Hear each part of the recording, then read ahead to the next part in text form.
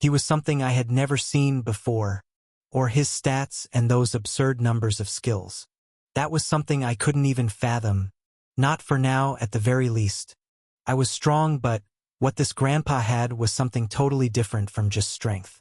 Just from the fact that after looking at those things and gaining the knowledge of those things, my eyes started to bleed, I knew just how weak I was. My mind went wild with pain. My entire body went stiff and all the strength I had left me. This feeling of utter powerlessness. Now I wanted to fight him and Grandpa even more. It was absurd, but it was what it was. Rain, Carla, Alf, all of them had fought against these strong old persons while I had only fought an overwhelming, absurdly powerful, divine being, my grandma. Well, I had something absurdly strong as my opponent and I had fought with my life on the line against her. I loved fights where there was no worry of death and I can just be myself and just let go of myself in a safe fight where a win would be the goal. In short, I loved PvPs. Not that I was a battle junkie or anything like that. I just loved some particular types of fights. I would pray to never face him or something like him in an actual fight to the death. That would be something really foolish on my side. There were many ways to kill stronger opponents that I knew from my experience. However, a fight without knowing everything about an opponent like him? No thanks. I'm happy living my life however I wanted and I would love to have this special freedom of mine. But if I get the chance to fight, to spar with these strong opponents, I would just love that one. Hold your horses, young boy. Here, have a potion. You lost too much in that attempt. I don't know how much you saw, but just being able to see my status window was a feat even L hasn't achieved. His voice was radiant, and it was enough to take me out of this train of thoughts. Channeling Soul Nova throughout my body and moving it fine, I surprised the old man.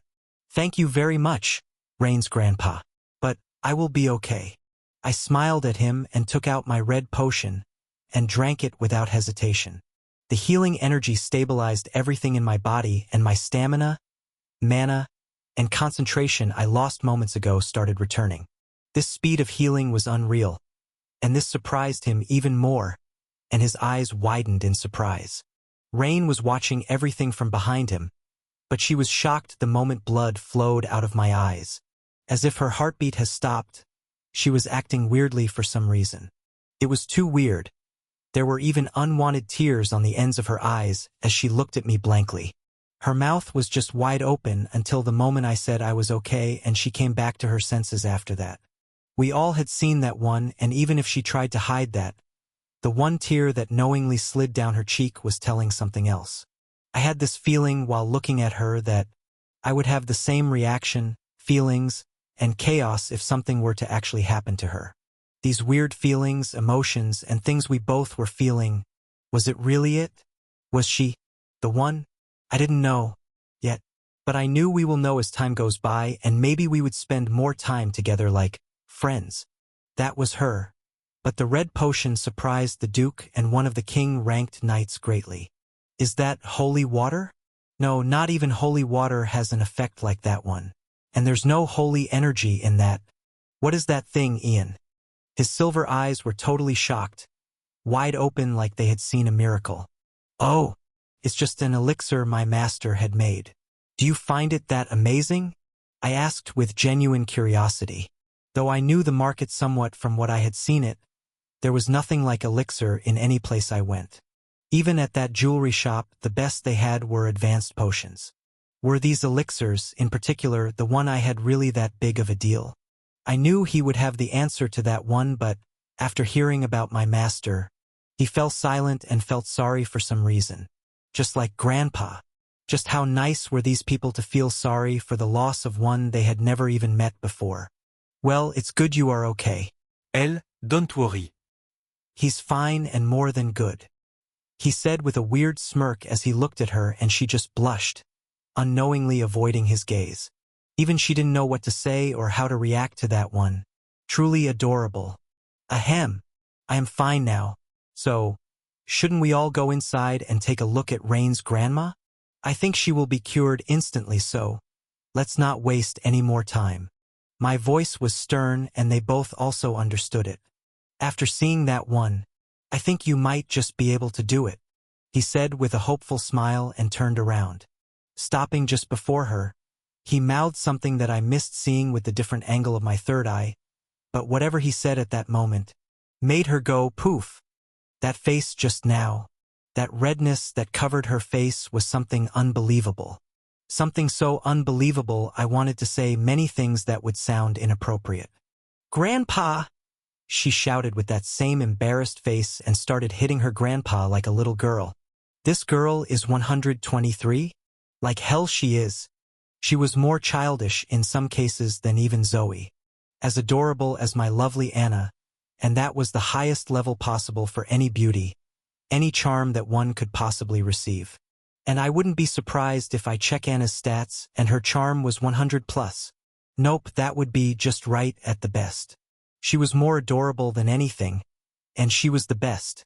That was an undeniable, unchanging, eternally true fact that will always be true. Shaking these sudden desires to worship my little sister, I walked behind her grandpa inside the giant hall and 2 stairs on each side of this hall that lead to the same balcony on the 2nd floor. She was frozen on the ground, and though I didn't know what he said, I knew whatever it was about me. Well, I will know sooner or later, or I might just ask Lucy tomorrow or the day after that. Well, questions were like a lifeline, and asking something meaningless would naturally be a waste of time, ability, and resources. I could just directly ask her, maybe. Well, an ill grandma came first. "Big sister, let's go in." Thankfully, Zoe was with her, and I knew she would be successful in dragging the frozen adorable Rain with her. She was strong, if anything. "Wait, Zoe. What are you?" And as I knew, she was dragged by brute force alone. Good girls.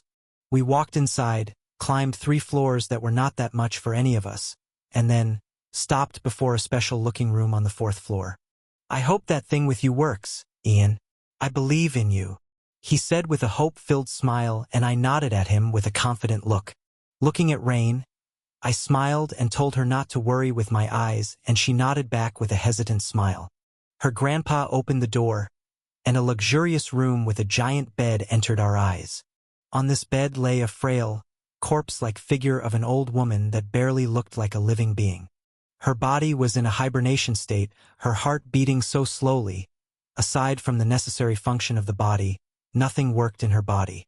The mana channels carried a precise amount of mana that was required to just barely keep the body alive. That body with bones visible on her almost non-extinct skin. Her sunk cheeks and dark eyes. And lastly, that cold body. It was terrible. But we still had some time. It wasn't too late yet, and this was the perfect time for her. If we had delayed for some days, she might have gone into a suspended state, and aside from her soul staying inside the body, she would have practically died.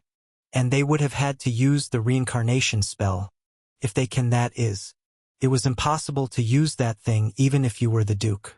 But she will be okay, I said in a confident voice and took out the precious medicine bottle from my white crack.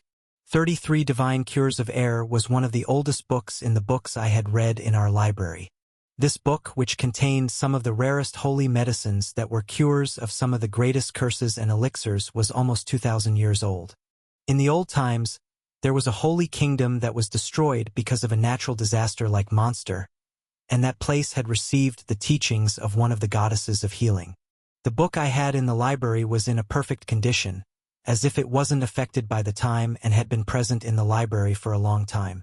Well, the runic preservation magic almost stopped the time on every book in the library, but the limitation of those books was that I can't take them out of the library. Well, those things aside, the cure I had would work, and I was sure of that. Lucy and my blue eyes agreed on that too, so without hesitation, I opened the glass bottle and dropped some drops of shining yellow, holy-looking liquid in her slightly open mouth.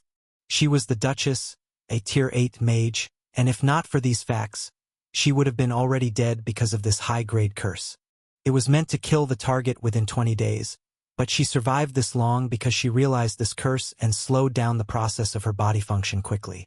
Her current state was nothing like the gorgeous image the entire empire knew, and this corpse-like state was aching to our hearts. But this was going to change now. The drops of medicine dropped on her mouth and slowly slid down her throat. Just like that, I emptied the whole enchanted glass bottle and waited for the effect to start. This would be a bright one, but not as much as the one we had previously witnessed. Looking at the three of them behind me, I nodded and stepped back, and the effect kicked in sooner than I expected. A bright yellow light started coming out from her corpse-like body, and the changes began. First, a dark aura started surfacing from her dead corpse, and the bright light started devouring the black aura. This sticky black aura seemed evil at the same time, angry. Different from the demonic aura I knew, this one was just evil, pure, and lonely. But what it was didn't matter, and the bright light just devoured the aura slowly and sharply.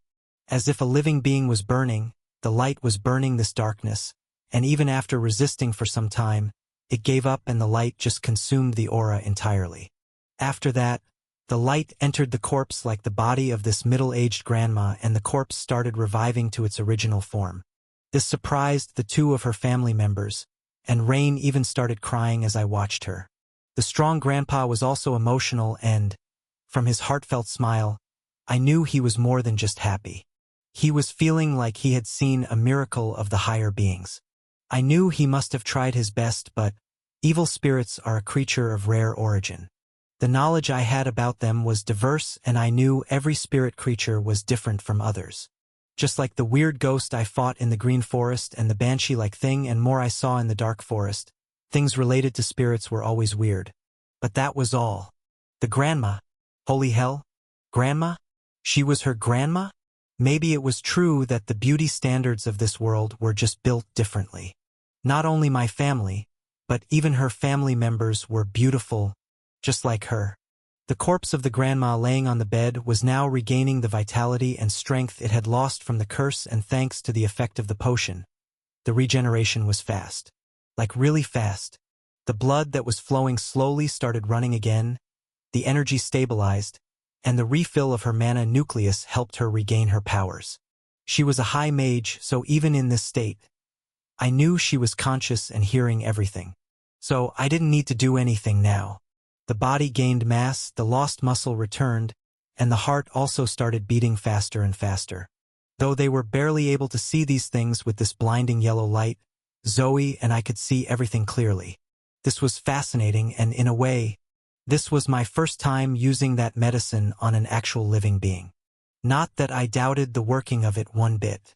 We had things that can run test simulations on their own, kind of like the AIs back in the lab, so I knew these potions were perfect. But seeing the effect of the high concentration of mana medicine or a divine medicine firsthand was a different experience in itself. The regaining strength of an alluring body, those beautiful silver hair, her fabulous face that looked as young as my actual grandmother. She was a high mage, someone who had a natural lifespan of thousands of years, and even if she was older in normal terms, just like her grandpa, her grandma was also in her primes. My mom's mom or my grandmother was someone special in her territory. And not many people in the capital knew this, but she was some of the rare ones who had received a blessing from a higher being. And that was the secret of her beauty at that older age. And this grandma, this lady laying on her bed that had now returned to being a gorgeous person, started regaining consciousness. That one potion was so potent that it healed her completely, and maybe it might have increased her stats a bit too. Lucy has already refused to let me see her status window, saying the last one was enough for today, so I couldn't see what one of the strongest mages looked like on the screen. Well, I was also happy seeing her right now, even more so while seeing Rain and her cute face while she looked at my back. The light hadn't disappeared yet, but it had quieted down a lot, and she could now see my back and me looking at the stabilizing body of her grandma. This third eye was a really useful thing, and I would have to thank her later for me to have this view. The view of Rain's face with a blush that looked at my back with happiness-filled eyes. Just looking at that one made my heart rise, and from the way her grandpa just smiled, even while seeing that reaction, I knew he knew I was looking. That special reaction of hers was just for a moment, and it disappeared quickly in the time my eyes fell on her grandpa. It was something attractive, and I wanted more, but, well, it is what it is. I will remember that one forever, so there was no need to worry about that. I knew she had no idea she was blushing pink like that at that moment, and this made it even more special. But, after that, There was happiness, thanks, and anger in her eyes. This mood swing was quite sharp, but thankfully it was nothing like my master. Her grandmother, that was previously almost a corpse, was now back to her original, healthy form, and the healing was almost done. My work was finished anyway, so that was it. Walking back to them, I tried to look at them, but before that, she hugged me. What? What? Why? Out of nowhere, this was, "Thank you for saving Grandma." She thanked me while tightening her grip around me. This was warm, good, fine, and awesome, and I didn't want to think too deeply about this one hug. "It's okay, Rain. Don't worry. She is fine now." However, my voice was still skeptical. She didn't let go, and I could feel this sudden hesitation and fear that has surfaced from herself. This was different from anything I had seen from her. This hesitation, this fear of what she would do after losing someone close to her. I can understand everything. It was her mistake, or what she believed was her mistake, that her grandma, a person she might have loved dearly, was in this condition. Things might definitely have been bad, but they weren't. "It's okay, Rain. I won't like to see you like this when it's all fine. Look, your grandma will wake up now. It's funny to see an old one." And as I knew, even before I could finish that sentence, she punched me in my stomach. "You! Don't say that!" Her face was angry red now, but I had prevented those tears from falling down to her eyes. She was better when she was angry. That sentimental, sad, sorry expression didn't suit her well. The hug was wonderful though, far better than the strong punch. "Good. I won't mention that one. So go greet your grandma with a smile. We would love that," I said with a smile, and Zoe nodded with a brighter smile. Zoe and her grandpa had somewhat similar trains of thoughts while looking at us, and the knowing look they gave to each other didn't escape my sight. Even we knew what was happening with us, and just the fact that I could feel her emotions like this was enough to tell me what this was. But was this really it? Even if I was 99% certain that 1% would always be there. Well, it wasn't a problem at all. Surprisingly, this was our first day of the meeting. Though this progress was surprising for the first day, we had time after the things would be over here, and I really did not want her to shed unnecessary tears. Not only her, anyone close to me. Though cringy, tears of those close to me were important to me, and she was just barging into my heart like house without even trying. Well, damn. Patting her head without caring about things, I said to her now frozen self, "Let's talk when everything is over." And with that, and a wildly beating heart, I tapped her shoulder. Again that embarrassed look, but this tap of mine pushed her exactly beside her grandma's bed, surprising her and her grandfather. And as soon as she stood by the bed with only her grandma in perfect condition and looked at her, the lady on the bed opened her eyes. I smiled while caressing my beating heart and shook my head at this weird feeling. "Master is happy. I'm happy too." Seals was cheerful as always, cute as ever. And though I was trying to distract myself right now, I knew I couldn't do it that easily. But her grandma was awake. I had to clear my mind, calm my heart, and shake off this feeling of wanting to do something. This was turning annoying. Or I just told myself it was to at least get out of this helpless state. Calming myself somehow, I also walked forward to meet the grandmother like a friend of my friend Rain. She had silver hair, and as soon as she opened her metallic green eyes and looked at Rain, she smiled with a smile that said, "Worry not." To her little girl with a glad eye blink, it was strange or bewildering how she was many years older than her and still, she was just a normal grandchild like a little girl to them. This world was truly something else. She was the first young one I met that wasn't human, and even though I saw some children of different races that were older than many people in the back alley of the last city, I couldn't actually understand this concept of age that was different to each person. It was really peculiar, and I will be able to actually understand these things with time as I was somewhat similar to them. "Rain L." She called her out, and Rain sat down beside her without tears in her eyes. My previous little head pat already calmed her down, so she was okay now. "How have you been, big girl? You didn't trouble your grandpa, right?" she asked with her low-pitched, however old-sounding voice. The voice itself wasn't old, but the feeling I could feel after hearing the voice was truly old. Rain nodded to her question, and she smiled at her warmly and hugged her strong granddaughter gently. The warm embrace of a familiar person calmed her down completely, and Rain smiled, hugging her back. She was glad, happy to see her beloved grandma back. And I was happy to help someone be with their grandma a little longer. My grandma was gone because she wanted to, and that was the best time, according to her. She was gone, and there was nothing I can do about that now. Things have ended on that path, and I was now far ahead, so thinking about that was meaningless. If she was happy, then I was happy too. After finishing their hug, the ladies talked for a while, and the grandpa joined her beloved wife with teary eyes. Kissing her first and sending some weird shivers down both our spines, he continued by asking if she was okay. This was their talk, and I didn't have to do anything for a while. They would finish catching up and stuff quickly.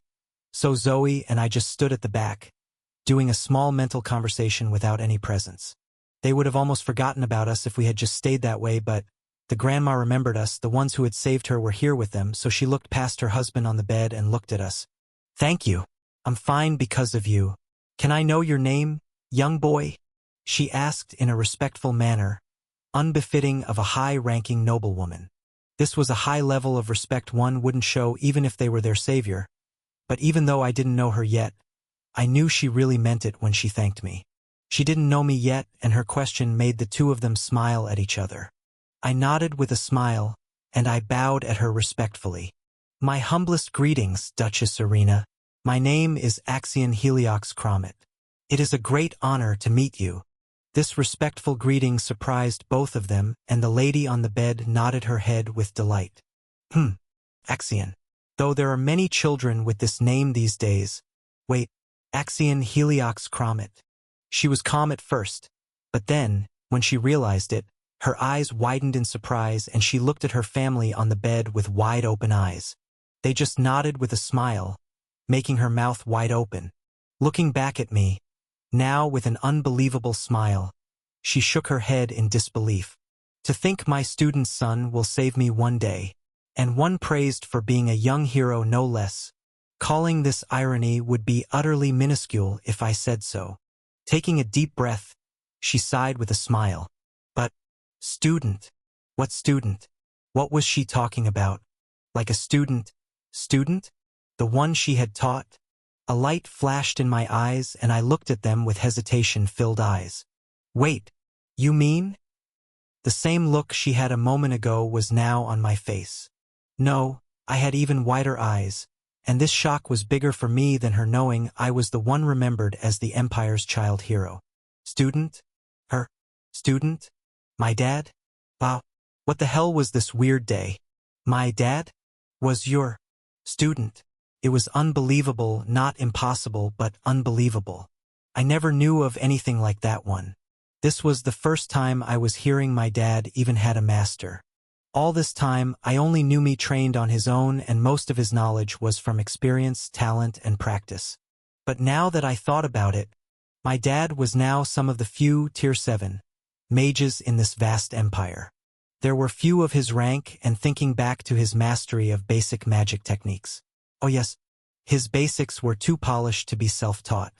I have seen his magic casting, and I remember everything I had seen him do. His magic, those awesome techniques where he can actually cast magic traditionally like any other mage, processing a spell quickly, and understanding the magic he is using. Though one could achieve that level by exceptional talent and one-sided actual battles, if you don't have the firm base, the ground, the foundation needed for that, coming to the place he was now wouldn't be possible. Now that I think about it, he sure is amazing. I mumbled under my breath as I nodded in understanding. This grandma was a special mage. Her natural attribute was a higher version of earth metal. I could feel it, and she was great, really great at what she was doing. Though she had hidden her mana precisely and the way she so naturally hid her powers with my eyes, I just knew she was super strong. And she had some of the best experiences in magic, enough to be a former teacher at the Magic Academy of the South. Now I was beginning to understand just how close the ties between our two families were. And it was amazing. Nodding at her, I smiled, surpassing her and making the two others with her shake their heads with a smile. She found their reaction and this whole situation amusing, and from her smile, I at least understood she was thankful to me. As I have heard all this time, the so-called young hero of the empire, someone who saved the guild leader of one of the greatest merchant guilds and a valuable Tier 7 mage. The one who saved his parents from a bastard demon and almost sacrificed his life. Someone who would be a great archer and someone who had grown up to be a miraculous person. You really are something, Ian. She smiled and signaled me to come to her. And as I stood before her, she looked past me and to Zoe, who still stood at the back with hesitation. You do look just normal little child, but I can tell you are nothing less than this boy. But you are a good girl, that I can say for sure. Come here. What are you doing there? She smiled at her, and Zoe nodded her head and stood behind me. Looking at her with hesitation, Zoe mumbled slowly, "Wow." She was hiding her gaze, but I knew she liked her gorgeous appearance. She was one of the most beautiful people she had seen, physically and in astral form. Zoe saw the true beauty of a being, and I could tell just how she admired this one. In her eyes, when she saw a person for what they were, others appeared as, how should I put it, a cluster of lights of different colors, shapes, sizes, and densities. It was difficult to understand what she saw others as, but I could understand how she felt every time she saw others with this gaze. And when she said pretty, she meant it, just like how she liked Rain so much she called her big sister naturally. Why did she call her big sister again? To her, I was something like the light of sunlight, a cluster of different lights that become white at the core. The shape of this was like a sun, and a sun that started with pure light but at the same time had different colors dedicated to some places that didn't change. Rain was like a darker night with many different colored stars, and her grandpa was something this grandma. As one found their true strength and understood things about themselves, the colors she saw decreased, become one, and took a shape. The grandpa in her eyes was a strong body with purple winds covering every part of his being. Winds of different natures, varying from calm ones that could heal to chaotic ones that could obliterate. This grandma was something similar too. But what? A silver diamond shining dully at the center of a flower made of mostly silver metals. Different metals, but one flower, and the diamond of its core is so refined it looks like the ones you sold and Mom collected. It's really beautiful, big brother. She was restricted to tell someone this information other than me, and I was happy every time she talked to me like this. She just loved some of the beautiful ones, and she felt thankful to be able to share these thoughts with someone. And I was also thankful to be of help to my little sister. Smiling and shaking my head at them, I patted her head and moved her forward to face them. At least say hello, Zoe. She thinks you are beautiful, but she's too shy to say it. Rain and her grandpa and grandma smiled at this behavior and nodded their head in understanding. Hello. Zoe greeted her with a small bow, and the grandma patted her head, surprising her. How adorable. Hoo-hoo. I like you, little lady, she said with a bright smile, and Zoe nodded in agreement. I like you too, she replied with a genuine voice, making me and Rain sigh with an amused smile. The same energetic, cheerful, and loud Zoe was sometimes like this, cute little girl. And this was actually normal for children her age. My cousins Rain and I were the weird ones. Maybe she will have a place like Anna in our house? I was looking forward to seeing them through. They should arrive soon, right? I mumbled under my breath, and Rain suddenly remembered it. Oh shit, Grandma. Their family is on their way here. Even Anna is coming. I have to prepare, so let's talk later, she shouted and just ran out of the room after thanking me for reminding her. This was fast. Ho ho ho. She is acting more excited for some reason, the grandpa said while looking at her and pointing his eyes at me. They talked with their gazes, and a surprising look covered her face instantly. Really? Are you? She asked, but stopped while seeing the smile on his face and a confident nod. And on the other side, Zoe tried to hide her chuckle from me, but failed miserably. Even they noticed it, and the grandma smiled thankfully while looking at me. Looks like we will have more to talk about than I had thought, Ian. She smiled at me mysteriously, and I just nodded. There were strangely many things to talk about with many people, Will this night be enough, though? With my family, then these two, and then at last with her. The day has been stretched for long. Will the night be the same? I was looking forward to many things here, but meeting my family was the first thing on them. So, this is the moment, I thought as we stood before the personal warp gate of the Duke's estate on the underground floor. This place was amazing. Just having this 2-floor underground as large as the estate itself was amazing. And this was the last floor of the large house. Rain was quite quick, professional, and good at these preparation things, but she did a wonderful job. From preparing the dinner that we might not even eat to setting up the whole warp gate all by herself. I didn't know why she was doing this all by herself or what her motivation even was. But she was good. Grandma was all okay after the medicine, and now she was with us waiting before the gates for my family to arrive. We decided to not worry about those who didn't know about her bad health and just make a story if they did ask. She was happy, fine, and now she was perfectly healthy. The curse was lifted, and her eyes of truth confirmed that one. I could have checked things myself, but my 3 eyes could see through everything, but the flaw was that it can't filter the information. And whenever I used that skill, normal information on the status window aside, the external information and the things the skill would say in the third person were excessive in true meaning. Just like some time ago when I checked the status window of her grandfather and one of the highest-ranking knights, this skill of mine practically cried into words. Not only the information of the status window, but I had seen many things related to this person too. From how he had killed countless beings in battles, earning the title of the Reaper to the exact number of creatures killed and things like that. I mean, why even tell me these kinds of things and make me remember them forever? Well, I didn't worry about those things. Forgetting them wasn't an option, but I can easily store those things in the back of my head, not actually having them on my mind at all times. I didn't have to worry about that excessive amount of info. I already had more than what was thinkable on my mind. The things he had done were noble, and the kill count he had was practically nothing compared to some of the prominent figures of late history. Well, all things aside, we were standing before the same huge warp gate that was in the middle of the city we had been. Though even while looking at the warp gate like this, I would still call this one a newborn compared to that gate. The grandma and grandpa duo has joined us late after having some private catching up and stuff, and now we also had their children. The dukedom's successor has finally joined us. Elle? You know how worried we were when you were gone? Your daddy and I were so worried he wouldn't even sleep on some nights. He wrote 3 songs in these 2 weeks you were gone, and they were so emotional that everyone cried when he played that in the last show. Do you know how hard it was for me to stop this big man from playing that thing today? Don't you dare disappear like this next time. This was a beautiful woman with long, dark brown hair and beautiful green eyes. She had a beautiful face, and although I can't compare her to my mom or aunts, she definitely was a gorgeous lady. And she had a similar personality to my second aunt.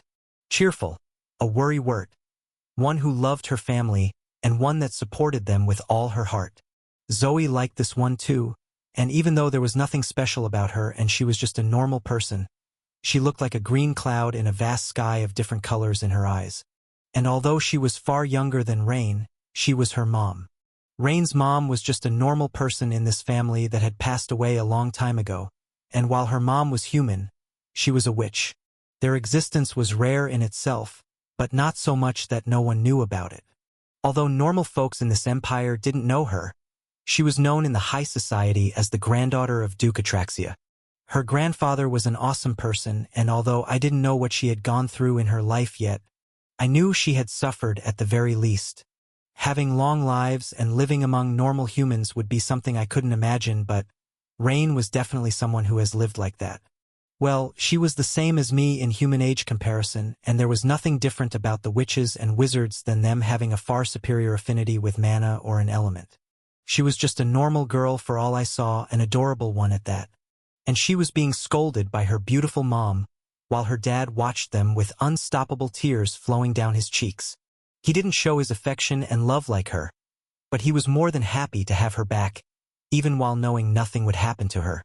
He was a good father who loved her little girl dearly, and even though I had no idea of how their family operated, I knew they loved each other truly.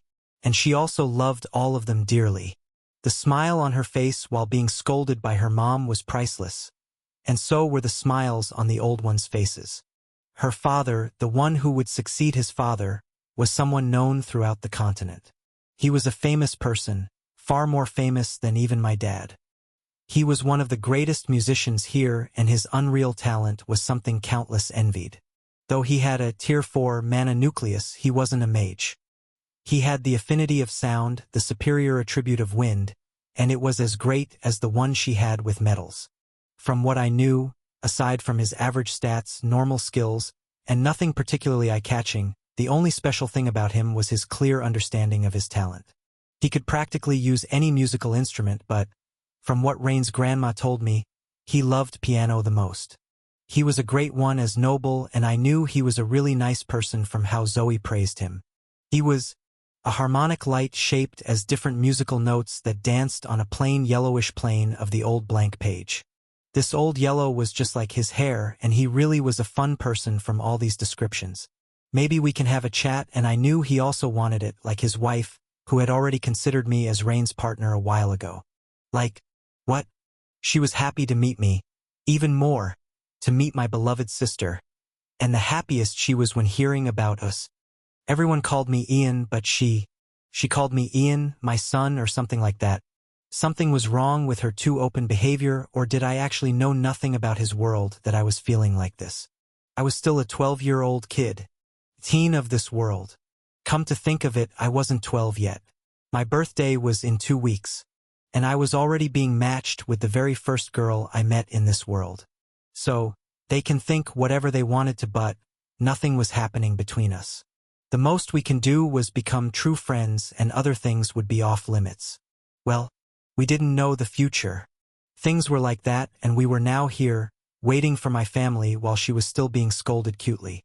They were a happy family. A small one, but a happy family. And this was good. Things were good on this side, but then suddenly, the special artifacts connecting to the warp gate that only special people had permission to possess glowed. We knew this was the time. The moment I had been waiting for. The moment I longed for however long I could think after falling into that forest. I will finally see them, talk to them face to face without anything between us. Can finally hug them and cry in their embrace. Tell them everything and introduce my little sister, Zoe. I can finally see my Anna, Mom, Dad, and everyone else. Hopefully, it wouldn't get that much emotion. We had just talked some months ago, so they will have a good reaction, hopefully. I can't see anything that will happen, but I knew things would be okay, and we will have little fun on this night. This night of a special day. This night of the day that has felt strangely endless. The light was bright, and this was different from when we used the one in the city center. This warp gate had its own point, and right now it was working as the receiving end of the gate, just like the magic circle in the garden we were fallen to. This was a pretty impressive mechanism, but I wasn't focused on that one. Right now, my heart was beating faster and my eyes were just fixed on the blue vortex that had appeared at the hollow part of the gate. I wasn't feeling tense, but there were countless thoughts on my mind right now. Things were going to be lively in this place pretty soon, and the crowd was going to increase a lot. I wanted to see them again, talk with them while being with them, and cry the tears that were still fresh at the ends of my eyes. I wanted to do those things, and I was going to do them right now. Just a moment, just a little longer. They will be here in this place with me, and I will finally. My train of thoughts was running at a speed I couldn't even understand, and this time right now was just getting stretched like never before. Every passing moment was slow, and this time was just never ending, but I could wait. I have waited for 6 years, and these endless moments were nothing to me. Things will be different soon. I will be with them again. And while I was on this endless train, the process finished, and as soon as that happened, a figure ran out of the blue vortex and ran toward me. I was still in that blank state, thinking about what was going on or what I will do, but as soon as this female figure ran out of there, I knew the wait was over. I just stood there as she embraced me with her presence that I could never forget, and I hugged her back with tear-filled eyes. Her grip was firm, and she didn't want to let me go now that I was with her. and I was the same. I could feel her tears and the happiness, sorrow, and anger from her. She was like this even after talking with me not long ago. But it was also a fact that I was hugging her. We were with each other, and I was back after 6 years. This was no small time for us, and the way they loved me, I knew just how they were feeling. She had kept her promise to me, and she had done everything within her power to be happy and keep our family happy. I had the gist of how things had been all this time, though I knew nothing outside of what happened inside the family. These worrying adults never talked about how things had been to them outside the family affairs, like how Mom worked in her guild or how things were in the empire. I didn't know, but I knew I will know those things with time. For now, I wanted to just hug her like this and stay like this for a little longer. And she wasn't the only one that was gonna hug me like this. Another one ran out of the gate with others and hugged both of us with more tears than both of us. Others walked out of the gate, but they just stood there without saying anything. The three of us just stayed like this, and I could see how things were going with the rest of my family with my third eye. Everyone was just looking at us silently, understanding the special circumstances we were in. Even my dear little Anna was looking at the three of us lovingly for a while, but she then asked Grandpa to put her down. She was also one that was there with us on that day, though she wouldn't actually know that she had also lost her big brother that day.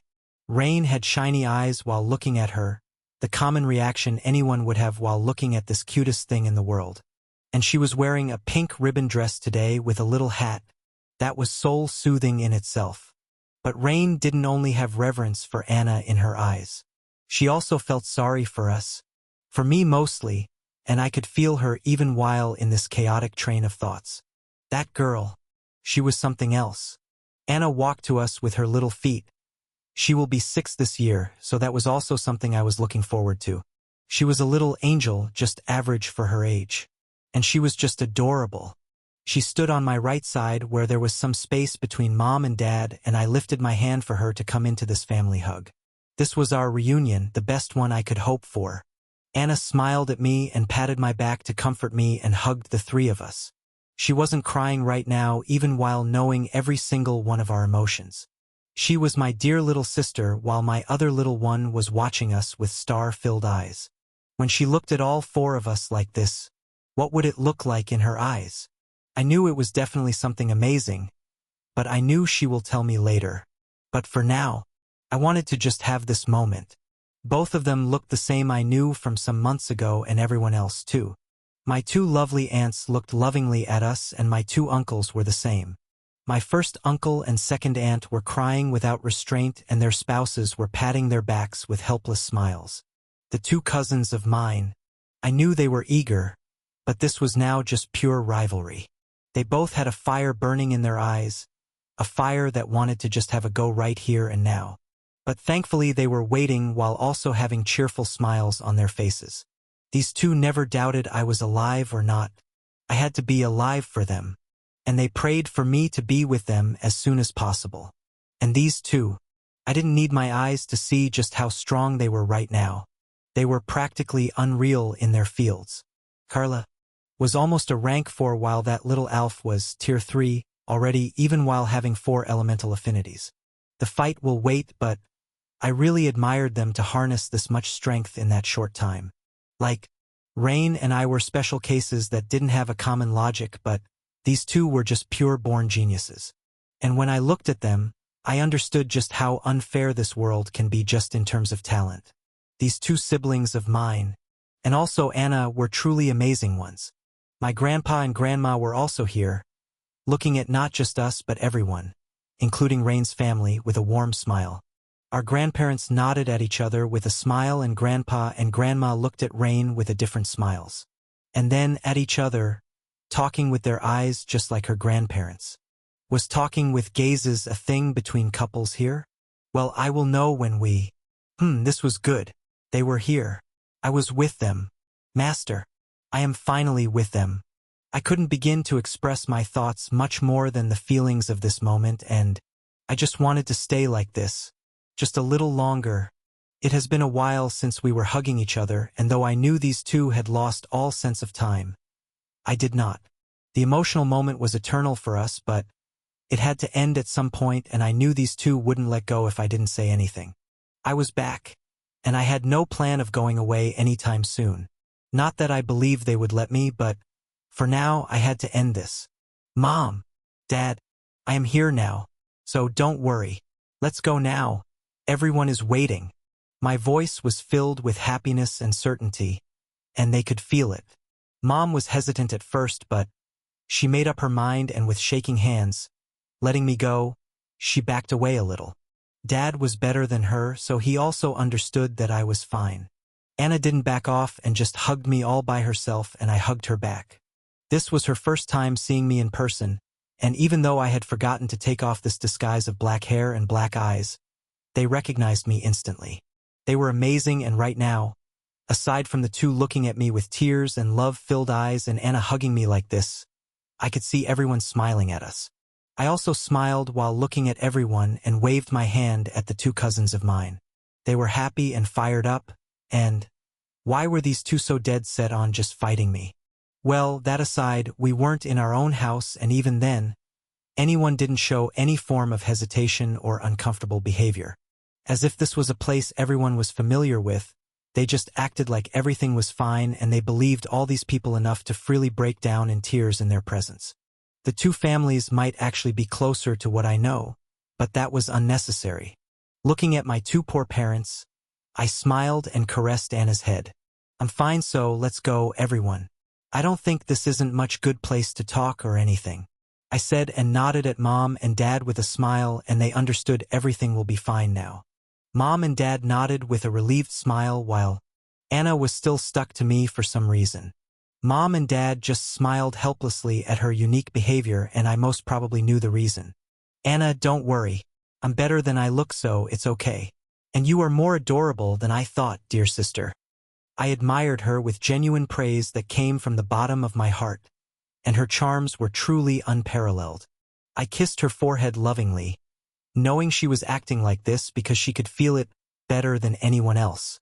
Anna was a special child, normal but not normal in a way at the same time. She was ordinary, but the most amazing in this entire room at the same time.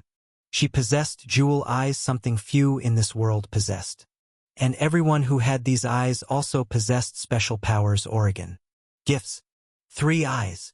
The skill, 3 eyes, has clashed with a divine protection. Attempting to understand the barrier, I knew there would be something like this, just like most of the cases recorded throughout ancient times. Even though I had Lucy, I didn't believe I could break or understand the barrier she had, even if I used all my energy. And Lucy surprisingly didn't oppose this use, proving she was smart in the genuine sense. Anna looked at me while the process was still ongoing with her marvelous eyes after my kiss, and she kissed me on my tear-wetted cheeks. And this kiss, this was her gift. Your little sister is truly adorable, Ian, and caring.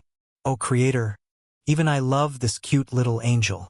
She is smart too, understanding things just by her feelings. Marvelous.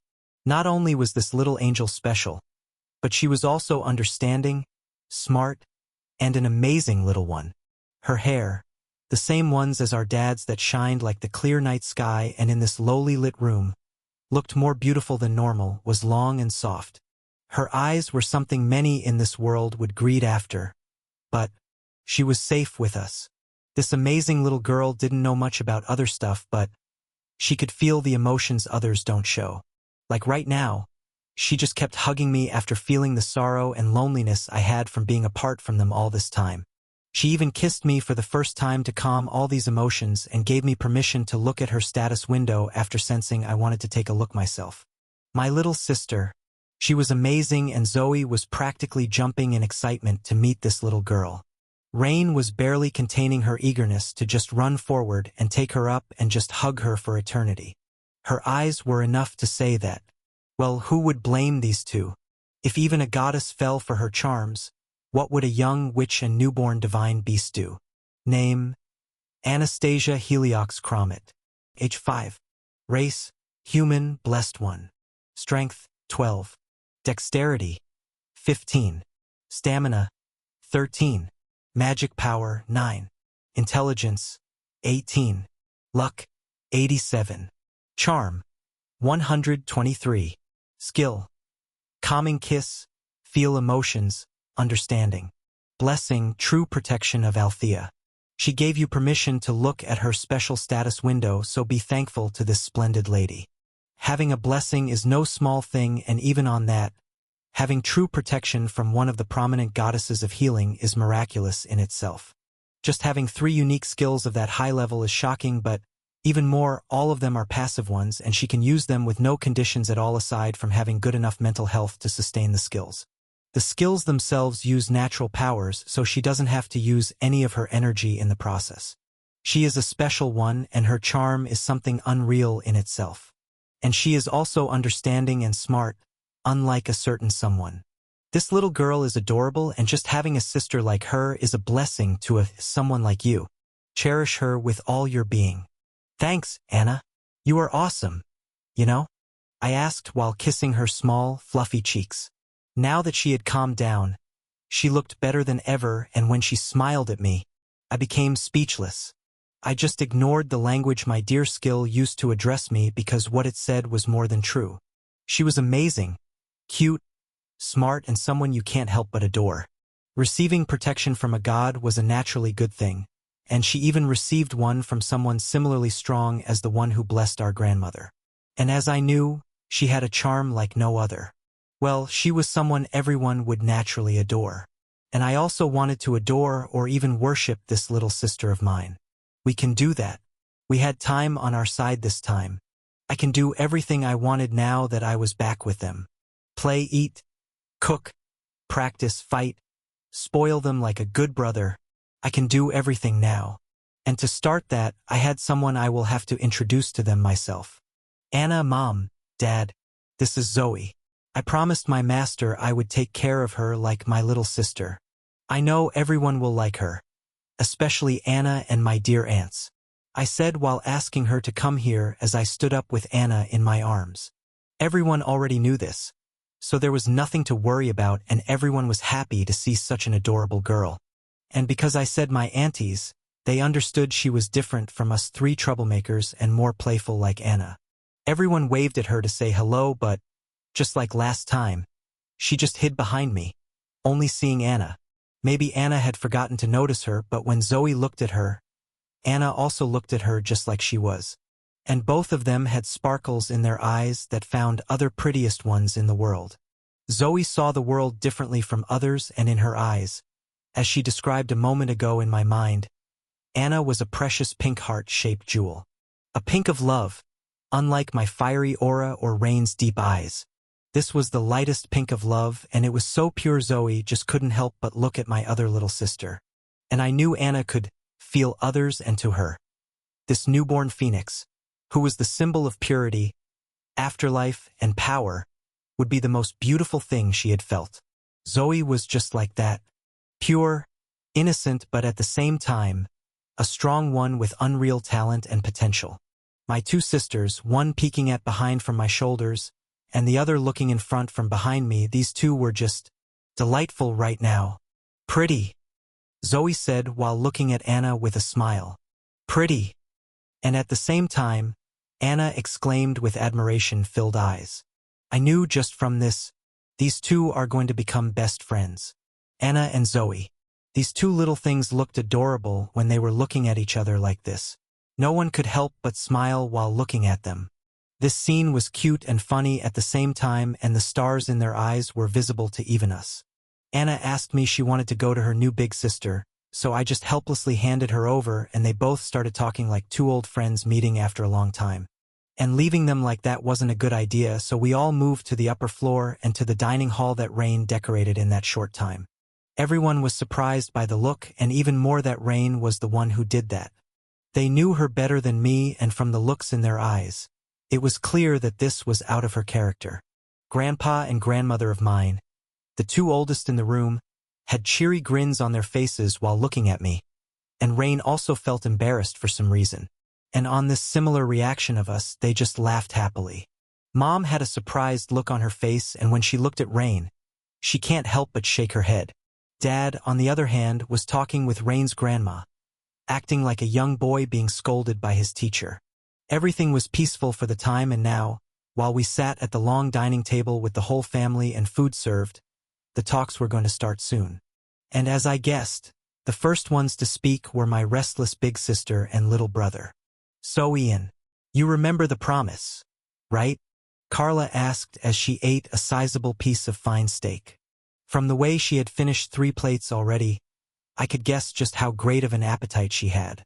Well, it was normal for pure knights like Rain and my grandfathers. They usually had great hunger like this. Carla had red hair like her mom and eyes like her uncle and grandfather. She was just a year older than me, and still, she had the same height as Rain and me, while her body had been trained perfectly, which was reflected in her every action. And 3 eyes. Name, Carla Heliox. Age 13. Race human. Strength, 130. Dexterity, 134. Stamina, 138. Magic power, 114. Intelligence, 98. Luck, 67. Charm, 59. Skill, blade armory, warm breathing, all body reinforcement, wild instincts, swordplay, master's words, Michislav, thunderclap, burst flash, battle wisdom. The unique skill this lady has is one of the highest level cheat skills that can store any number of weapons as long as it is a sword. The overall stats are amazing for just a young girl, and her potential and mastery are amazing too.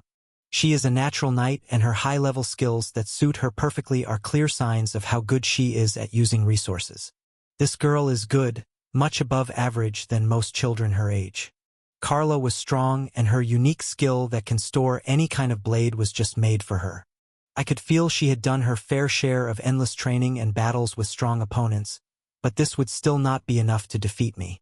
But she definitely deserved to be called a prodigy from what I can see in her. That every muscle perfectly trained to wield different blades, her natural instincts, her sharp gaze that said many things, all were perfect for a knight. "Yes, brother Ian.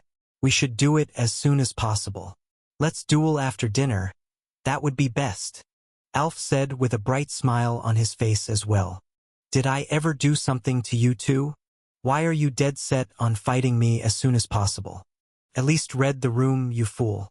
I just came back and you two are this much fired up for a fight? At least tell me why," I asked genuinely, with a bright smile on my face, and my 2 aunties nodded with a sigh. "Even we want to know that, Ian," my first aunt said while looking at Carla with a helpless gaze. "Yes, Alf, we know you admire Ian and all, but what is the reason for this much competition? It's not like Ian is someone like your grandfather or uncle. He's just a kid like you too." My second asked her little son with a loving gaze and gave me a beautiful smile. She was a cheerful one like Anna and Zoe. Maybe these 3 were the most similar ladies in this family. All 3 of them had special powers, and their smiles were more radiant than ever. This was good, and there was another cheerful one like them who was being shy right now and just hid in her house. Well, she will be ready to greet everyone soon. And I knew not only my aunts but also every other person here will like her. But Alf and Carla's answer was important right now. "Well," Carla started and first looked at Alf, and they both just shook their heads. "There actually isn't a reason why we want to spar with Big Brother in the first place. We know he is strong for us right now, but we just want to see how big the gap is so that we can work even harder and defeat him in the future." Carla nodded at what he said, and his words surprised everyone here. Even Rain was surprised by this one, and there was a commendable gaze on her face as she fed some chocolate cake to Anna sitting in Zoe's lap beside her. Anna surprisingly knew Rain as Grandpa's friend, but this was her first time seeing her in person too. And Anna loved this 3rd big sister she met today, showing Anna had less contact with the outside world for now. She will definitely go out when she was old enough, maybe from next year, but she has been a sheltered child for now. Rain was the strangest young person here, but after hearing Alf, she couldn't help it. "You know what, Alf? I lost to your big brother in a spar this morning." She chuckled while cutting another piece of cake for Anna. Zoe was comfortable eating with her other hand, and she just loved the 2 new sisters she had met today, so she was just happy. But the words that came out of Rain's mouth made everyone, And I mean every single person in this room, including the grandparents, stopped eating. And that wasn't all. The knife in Carla's hand fell, and the same for Alf's spoon as they looked at her with fear-filled eyes. Did these two know just how strong Rain was? Hell, she definitely did this one to discourage them. Even the grandparents and our parents were looking at her, and then me when she just continued feeding Anna with a smile. Her words somewhat affected me, too. Well, nothing I couldn't answer. It wasn't a spar or anything. We didn't even have weapons on us. And it just ended quickly when she calmed down. She calmed down? How? As if instinctive, Rain's grandpa shouted with the most shocked look on his face I had seen until now. He did look at her for an answer, but as if nothing existed and this whole thing was just fun for her, only I was left to answer these weird questions. And his shocked expression, it would feel quite well ahem. Nothing actually. I just helped her when we accidentally met in the forest she was hunting. Then there was some small misunderstanding, but she just calmed down when I said her name was beautiful. What? This time it was my mom, and this was also the most shocked expression I had seen on her face. Mom was always a calm one, a cold one if I believed the rumors. But she was rarely shocked like this, and showing a reaction so openly like this also meant this genuinely surprised her. My dad and her grandma had forgotten about eating, and now their mouths were wide open at this thought that Carla or Alf genuinely didn't understand. Rain, Zoe, and I just pretended we knew nothing, and that we were just some innocent children, but, aside from Zoe, neither of us could be convening to them. The way Mom reacted was surprising, but there was a blush and smile on her face while thinking about stuff that I had no idea about. My uncle and auntie were the same, while Rain's mom and dad were having a mental battle over how to do preparations with themselves after hearing those things. I had said too much in those small words, and now the dining table and this entire room were dead silent. Damn Rain. What the hell do I say now? The room was silent. The food was still, eyes were wide open, and now the only thing aside from the sound of my little sister Zoe's eating was Anna's giggles. Why is everyone so surprised? Big sister's name is definitely beautiful. Anna likes it too. Anna's voice was like a start button that restarted all the processes in this room. The open mouths closed, and the eyes returned to normal.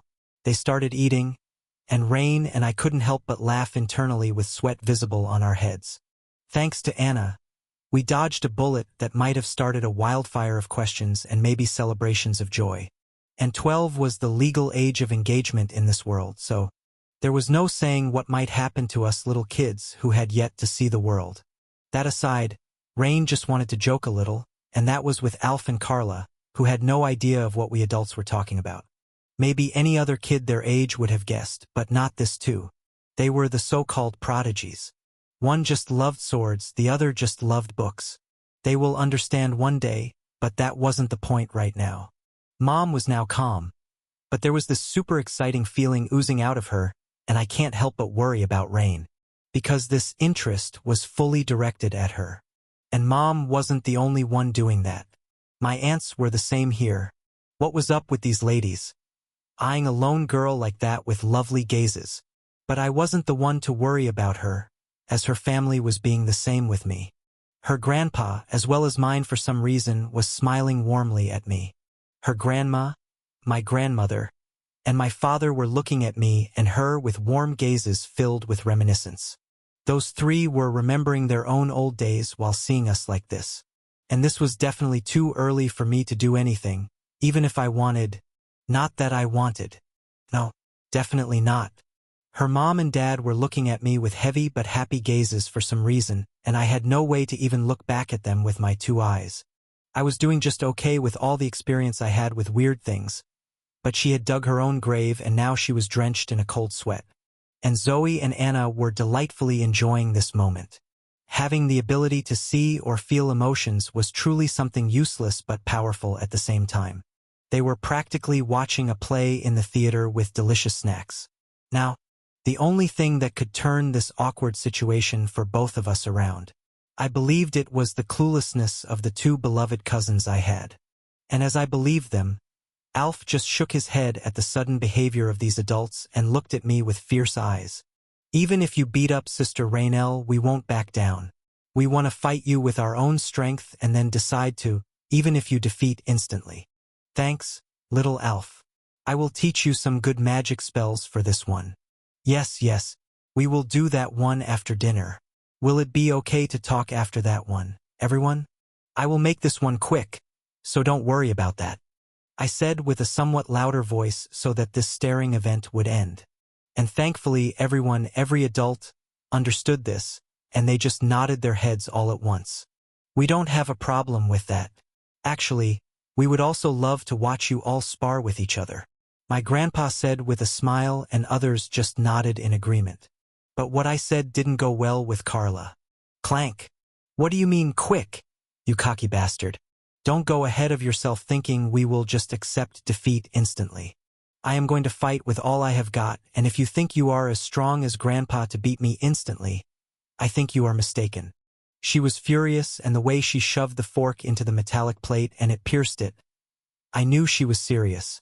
And seeing this, everyone who still eyed Rain from time to time returned to this place and focused on Carla. Thanks to you too, big sister. I have a sword you will love, actually many, but for now, this one will be a suitable gift. Ah, my apologies.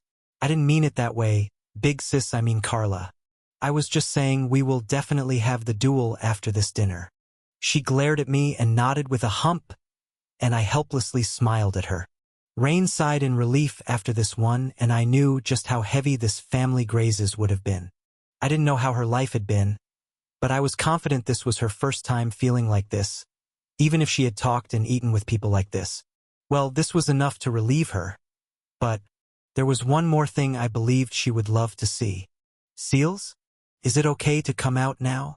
I asked, and I knew Seals could feel I needed her right now for some reason, so she slowly flew out of her mark, earning a bigger reaction than before. Ian? Is that? Dad was the first to ask, but not the only one. Is that a crystal butterfly? For real? Rain's grandma asked with a shocked expression as soon as Seals came out and sat down on my shoulder. Wowie! Is that pretty butterfly your friend, big brother? Anna asked with stars shining in her eyes as soon as she saw Seals, and Rain smiled at me and mouthed a thanks. I just replied, "It's okay," with my eyes like the adults did, and looked at everyone. So everyone, this is my familiar, Celestine. She's an awesome one and my dearest partner. Well, I knew you will know she is a special one, and maybe you already figured out her ability. I said, and asked Seals to lift the disguise from me and Zoe, and looked back at everyone who now had even more surprised eyes. She has the skill of disguise. Cool, right? Seals, it's okay to greet everyone. You always wanted to meet everyone, right? I asked while looking at Rain's family, who was seeing my actual appearance for the first time. Haven't you found a pretty one, Elle? Rain's grandma had an admiring smirk on her face as she looked at me, and her question made Rain nod distinctively. He is super pretty. Those words escaped her mouth unconsciously, and that look fixed on me made everyone smirk with happiness. Yes, big brother looks super pretty like this, and sister Zoe too. She looks gorgeous. Anna giggled, and her words made everyone look at the new appearance of Zoe, whom only Rain had seen. And something other than admiration happened at this table. Tang! A spoon fall to the ground, and we all looked at Alf in unison, who suddenly had a red face. Well, damn. We all knew where this was going, but no one other than me and Zoe herself knew. This little brother of mine will have to find someone else. While looking at his reaction, everyone had a different reaction than when looking at Rain and me. They just smiled like this was something funny, not thinking too deeply about this one. And I was also somewhat the same. Rain and I were mature for our age, far more than these two. But Alf, he was still a little child. This was nothing but pure attraction to beauty, and this cute reaction just earned the giggles and smiles of everyone. And this one didn't last that long when Alf quickly stabilized himself and we all returned our attention to my dear little Seals. This one would have hurt, even if he would have feelings for Zoe in the future. I would have to feel sorry for this little soul. Che. Back to the present. Everyone had an unbelieving look when they looked at Seals with an admiring gaze, and I knew this would happen when they see a practically impossible to find creature. But my dad, grandpa, and grandmother had a rather powerful reaction while seeing seals. And Mom, she was practically speechless while looking at her. This was the first time they were seeing seals or even hearing about seals. Well, seals requested me to keep it a secret and that she would meet them herself, and I had no need to deny that one. So, this was the first time anyone was seeing her, and the reason my own family who knew I was more different from the last time they saw me was Ian. So, seals also has an elemental affinity with all 6 fundamental elements. Dad asked, and this time, these words that practically only a few of them knew earned the biggest reaction from them. And the first one to scream was Rain. You are Hexa Elemental? My heart suddenly started beating wildly as I looked at Ian with horrified eyes.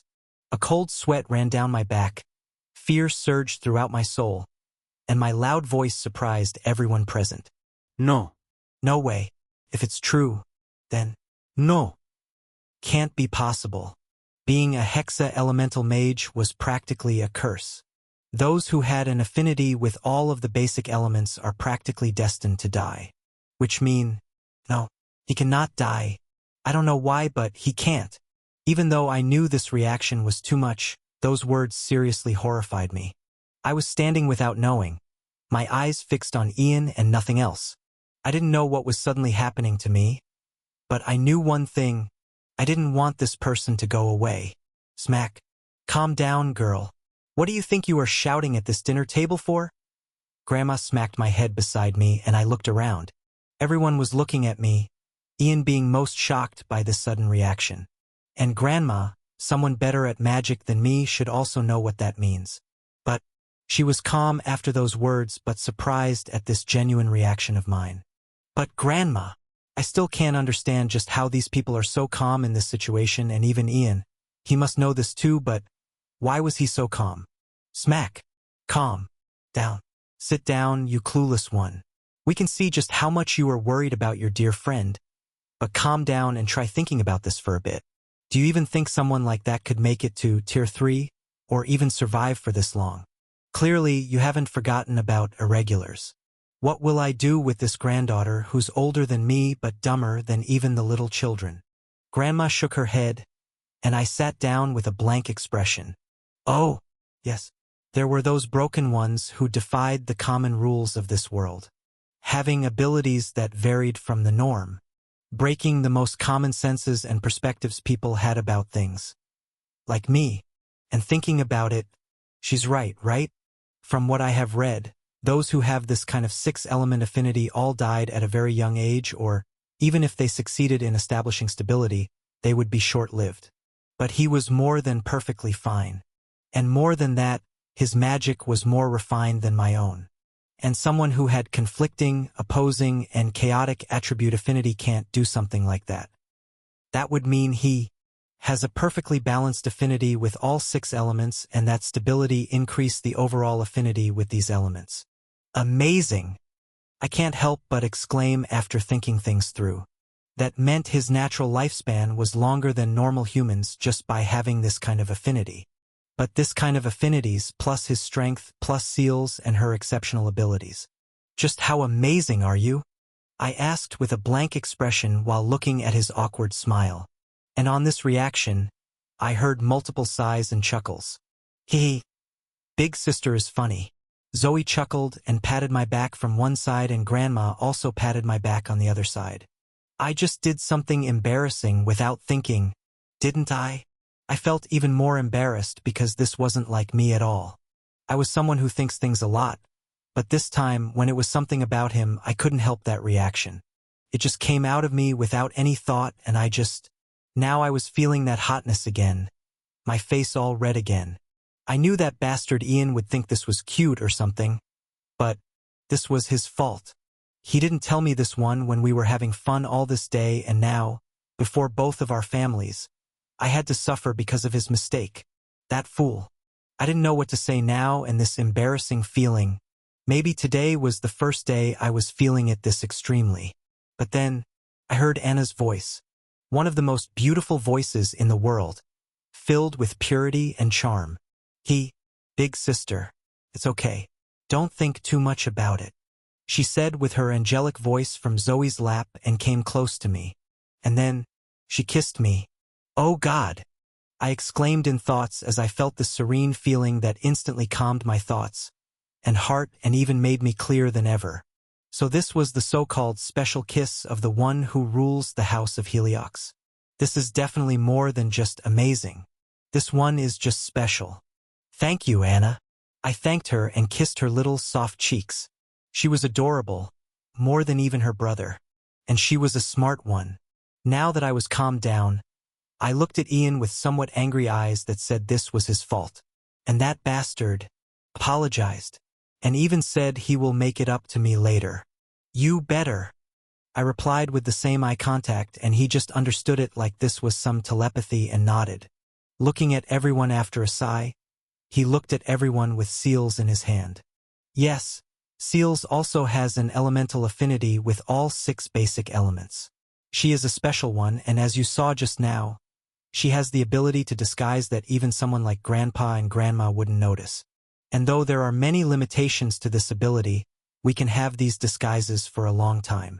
He smiled masterfully, making everyone believe this was it to her ability. Really? Amazing. I could feel not a single one questioned the things he left out, and some didn't even understand he said half-truth just now. Not even his genius uncles and aunts or even my mom or dad caught up to his half-truth. Many limitations? Grandpa and Grandma? My foot dude. Even masters who trained in deception would want to bow to that flawless acting. They could do far more than just do disguise for a long time. From what I understood, that broken ability had practically no time limit, or at least it was more than a day. And from how Seals herself as well her countless clones could use this disguise all at once and however they wanted. These two were already close to those old ones with a crystal butterfly in using the skill. And from how he didn't tell them about those abilities, I could understand just how much he trusted me. And though surprising, I believed in him too. His acting wasn't the one who gave away he left something out, it was flawless in itself. It was my subtle reaction and change that gave away that there was more to this ability than just this. And the strong ones like our grandparents and his mom and dad noticed it too. But they just let that one go. Understanding whatever he hid would be pointless to tell. And I was surprised just how much all these people trusted him. Even my family. I didn't know just how he made them trust him this much. This bastard. I couldn't help but smile while thinking about him as I finished my dinner and everyone continued their talk. This was their talk, and I was happy just to feed this little angel by my side. Even Zoe was a fun one to play with. I never had one, but if I could have sisters, I wanted sisters like them. And now, these two just so naturally called me sister that my long-cherished wish was fulfilled just by meeting him. Maybe fate did exist and all this happening was meant to be. But then again, no one knew the future. Maybe this was meant to happen, but this was too early for both of us. I knew he understood this too, and that was the reason we wanted to have a long talk. Even though we knew this feeling, knowing about each other more, understanding them, and just having them was far more important. I had lived enough to understand things, and though I didn't know how his life has been until now, I knew it was far more than what I have been through. His strength wasn't just from endless, difficult, and tireless training. I knew many in this room knew this, but this person, this almost 12-year boy, had been through a lot. He had fought for his life and faced countless moments where he might have died, but he had survived all of them, and now, after having an unthinkable life, he was sitting before us. And his warm smile was so genuine that even I would overlook the hidden deep sorrow and agony. I didn't know much about him, and neither did he know anything about me. So we will just take our sweet time. No one was in any kind of hurry, and we didn't care about these people who were starting many things in their minds. Good luck with whatever you all are thinking. I liked Ian even more to actually think the same and understand the things going on here. I sighed internally, and all the conversations on this dinner table continued until Ian's dad wondered about something that actually excited me and many others. So, why did we all set so many barriers around this table? Actually, yes. Why are there so many barriers? My dad asked with a confused face as he looked around.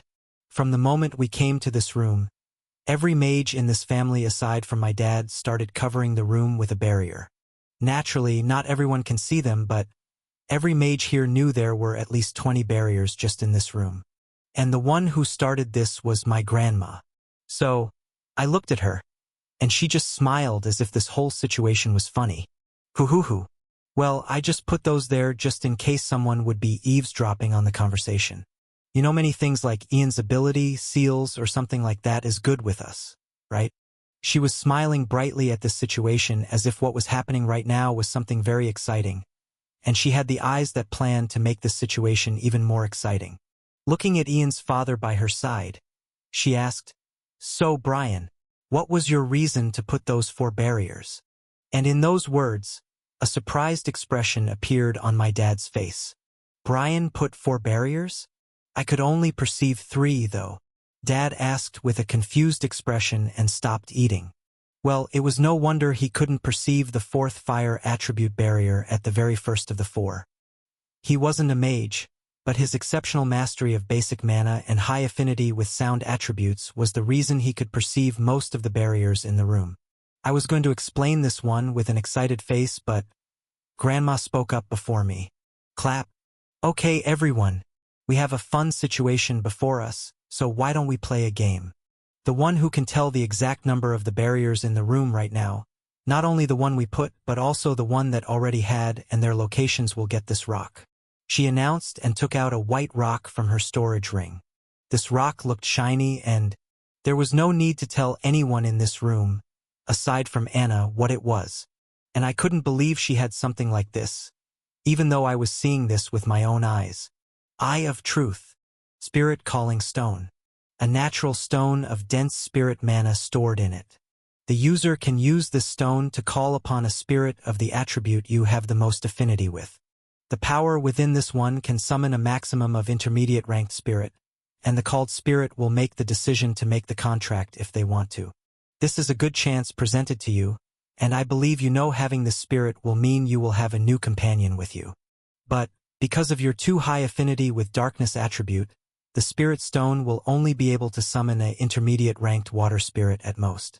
And having a water spirit partner will mean you can also use high water healing magic. Good luck with the little test. Grandma! I gasped while looking at this shiny white stone with a surprise-filled eye. Master, are you sure about this? Ian's dad asked with questioning eyes. On the other hand, Ian's mom had stars in her eyes while looking at that stone, which was somewhat different from Anna's. Wowie! Can I have that pretty stone? She asked with a smile on her face, and that smile, it was divine. And anyone here could have given her this stone, but she can't use it now even if she wanted to. But though she can't have it, she can definitely play with it until our little game was on. And Grandma had the same thoughts as me. Well, Anna is young, so she can't have it. But, here, you can give it to the one who wins this game. Okay? She declared with a smile and passed the pretty stone to Anna. Yay! I will give the prize. The young one cheered with a face covered with chocolate cake cream. She looked adorable, and everyone agreed with it. I smiled and looked around the room. The participants of this game were Alf, Ian, Ian's father, Alf's father, my father was already out so me, and lately Grandma herself. She loved these kinds of things, and if she suggested this game, I knew she was confident that she could win back this precious stone. Maybe she was underestimating us, but she has gambled something too precious to refuse. These stones were something one can only find in places highly dense with spirit mana, and those places were mostly elven habitats.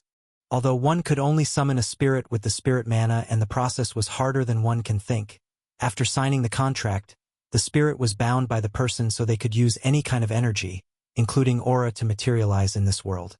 Well, there were natural restrictions like spirit mana being the best energy source and aura being the most difficult thing to power these delicate things with. But we can use normal mana in this process, and although it would consume a lot of mana and concentration, the effect would be outstanding. And who wouldn't want to have a cute little spirit companion? Anna would love it too. Grandma might have thought no one can see through her special barriers, but I can see them very well. And although I can see them, I know I am not going to win this one. Not when he is here. I sighed and looked at Ian who, strangely, had no special expression other than excitement.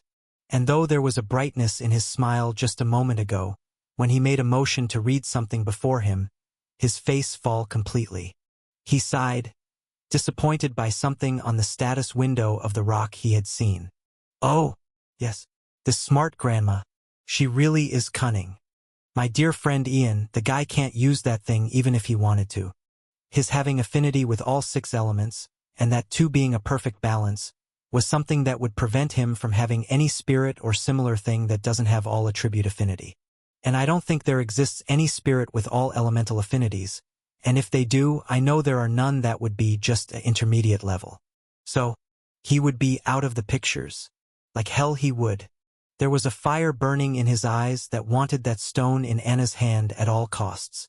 And another fire was burning in my grandma's eyes that she wasn't going to let anyone have it, even if she has put it up. And these two, I knew the one who will win would be one of them.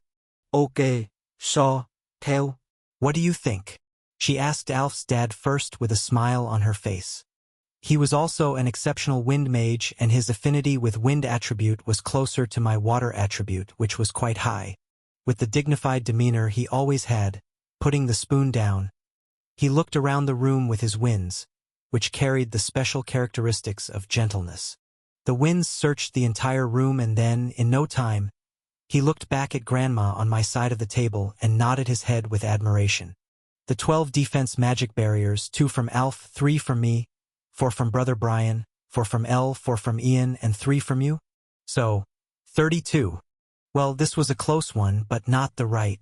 Grandma just nodded her head and looked at Ian's father. I think it's 34. There is a hidden defensive magic among the attack magic circles, and though it's hard to detect, Ian put a barrier on the ground too. As he said, this one was difficult to detect because of just how flawless the whole spell was set to block the shadow movements. And though it was a Tier 3 barrier-type spell, its construction was nothing like I knew was possible. He couldn't have cast this one this soon, so this was definitely his script magic technique he said a while ago. This really was amazing, just like him. But Ian's dad's answer was still incorrect.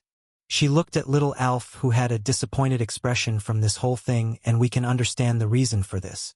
Worry not, Alf. We are just playing a game. Tell us how many you can see and sense. She asked with a warm smile, and the little one nodded his head. I can only sense 28. The 12 dads mentioned. 3 that you are just showing us.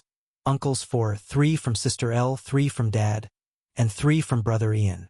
The little young soul had tears when he couldn't detect the barriers between mine and Ian, but something he said amazed me and everyone else who paid attention. What do you mean by the spells I am showing? Grandma asked while putting her chin on her locked hands, and I smiled too.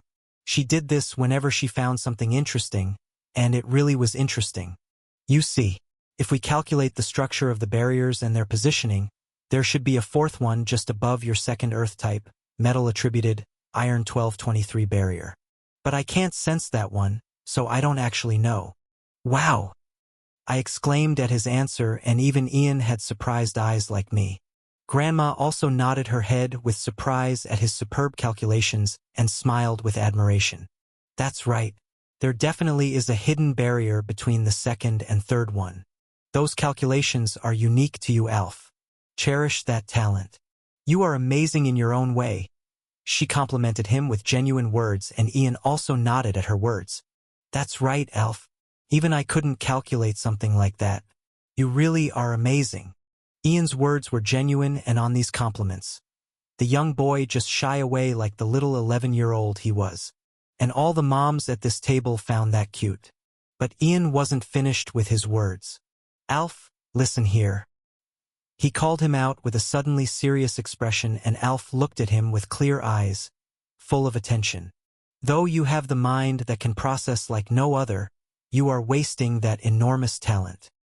His sudden words were harsh, and many eyes in the room opened wide on these words, but I instantly understood what he actually meant. I know you are awesome with magic and spells, and I think from how much I know about you, I can say this much, that you learned this spell today or maybe last night, right? I asked with a serious tone and sharp eyes. and I knew this sudden behavior of mine would surprise everyone in the room. It was necessary for this young brother of mine, though, and I knew from Rain's face that she knew what I meant. Yes, that's right, Brother Ian. I learned that one this morning. And as I knew, Alf answered with a hesitant voice. Though there were some gasps from Rain's mom and dad, we all knew just how good Alf was with magic. His talent was undeniable, and I knew he would have figured it out if he had paid attention, but if he keeps this mistake, he will have problems in the future against opponents like me or Rain who can directly see through things. Sighing at him, I turned my face around and pointed at the left side of the room. Everyone looked at that side, and as we knew, there were Alf's barriers at the very inside of this room. You were the last one to put these barriers, and you most definitely did it because you thought, all are doing this cool thing. Let me do one too, or something like that, right? I asked with a funny smile to alleviate some of his tension. Though this was serious, this wasn't some punishment or lecture to him. I was just pointing out his mistake for him to improve those first. I knew we weren't doing this for fun, but yes, I did it without much thinking. He first shouted and then his voice sank and he looked down. Looks like he started to understand his mistake. Good. Now, look at this newly learned spell that you put masterfully, I said, and he looked at me or the fork I was painting at that side of the barrier. A small arrow of wind manifested before the fork and then, the winds turned red and a fire started at the tip of the wind arrow. All eyes were locked on me this time, and this was probably the first time any of them were seeing me use magic. And this magic of mine. Flawless. Rain and her grandma said at the same time as Dad and the second uncle gasped at this one. This was the flawless execution of a simple Tier 2 mana spell that I made myself. This spell was just a simple wind arrow with the flame tip, a dual-element arrow or spell that harmonized with each other so perfectly that it looked like there was only one attribute in use. These were the fruits of my death-inducing training with my dear master, and I knew this level of mastery was something they can only see in someone like Rain's grandma. This was refined beyond belief, and when they said flawless, they meant it. The small arrow, which was barely the size of my finger, shot forward at the place I was pointing like a beam of laser, leaving a red tail behind it. Everyone only saw the tail, and not even Dad saw the actual spell at that speed and was amazed. And it was as if the moment the spell left the fork, a sound of glass breaking echoed in this room, and the invisible spell broke and shattered into pieces. A Tier 3 defensive spell just broke by a small, low-power Tier 2 spell. And this thing enlightened my dear little brother. The spell is wrong, Alf shouted, realizing what had just happened, and I smiled at him for being so smart. Exactly. Your execution of the spell itself was excellent, but with this new spell you learned, this fire and water element barrier, even though the element called the negative effects, there were two weak spots. And although these weak spots were practically invisible, I know Grandma and Rain saw them too. I paused for a moment and my sharp gaze softened. So did this gentle smile. Alf, you are a specially gifted person who can process spells like no other. You don't have to rely on the spells others have made and use those spells just because they are powerful. You are strong yourself, and I know you have all the knowledge you need, so you don't have to use what others use. Just make your own spells that are as flawless as mine. And I know if it's you, you can definitely do it in no time. I smiled at him, and he nodded happily as an excited smile appeared on his face. Yes, thank you, Big Brother and Grandma too. And Big Sister Elle. He thanked everyone with a bright smile on his face and went back to eating with deep thinking. He was an excellent mage, and there was no need for him to be bound by the magic others use. If it is him, I know he can make spells that are more powerful, deep, and can only be cast with a mind like his. He will be all right now, so that was the end of his topic, and Rain's grandma moved to the other one in this little game. I knew Rain's eyes had already told her the white stone would be a good thing for her, and she might have figured out I also wanted this stone even if I can't use it. The reason was simple. I wanted to give that stone to her. Nothing special, it was just a sorry gift. For the episode that had been happening a moment ago and the fact that I forgot to tell her I was a hexa-elemental mage, and for worrying her like this. Now the feelings and emotions are getting even stronger. Man, aren't we just hopeless at this point? I can't deny this fact, and so I just wanted to go with the flow. We both were far more mature for our age, so with a lot of time we can do everything we wanted. Well, I knew I was going to win this little game and gamble with this grandma. Anyway, this wasn't even my first time seeing a spirit summoning stone. As a matter of fact, I had 6 others like this one as well as 3 for advanced ranked spirit summoning.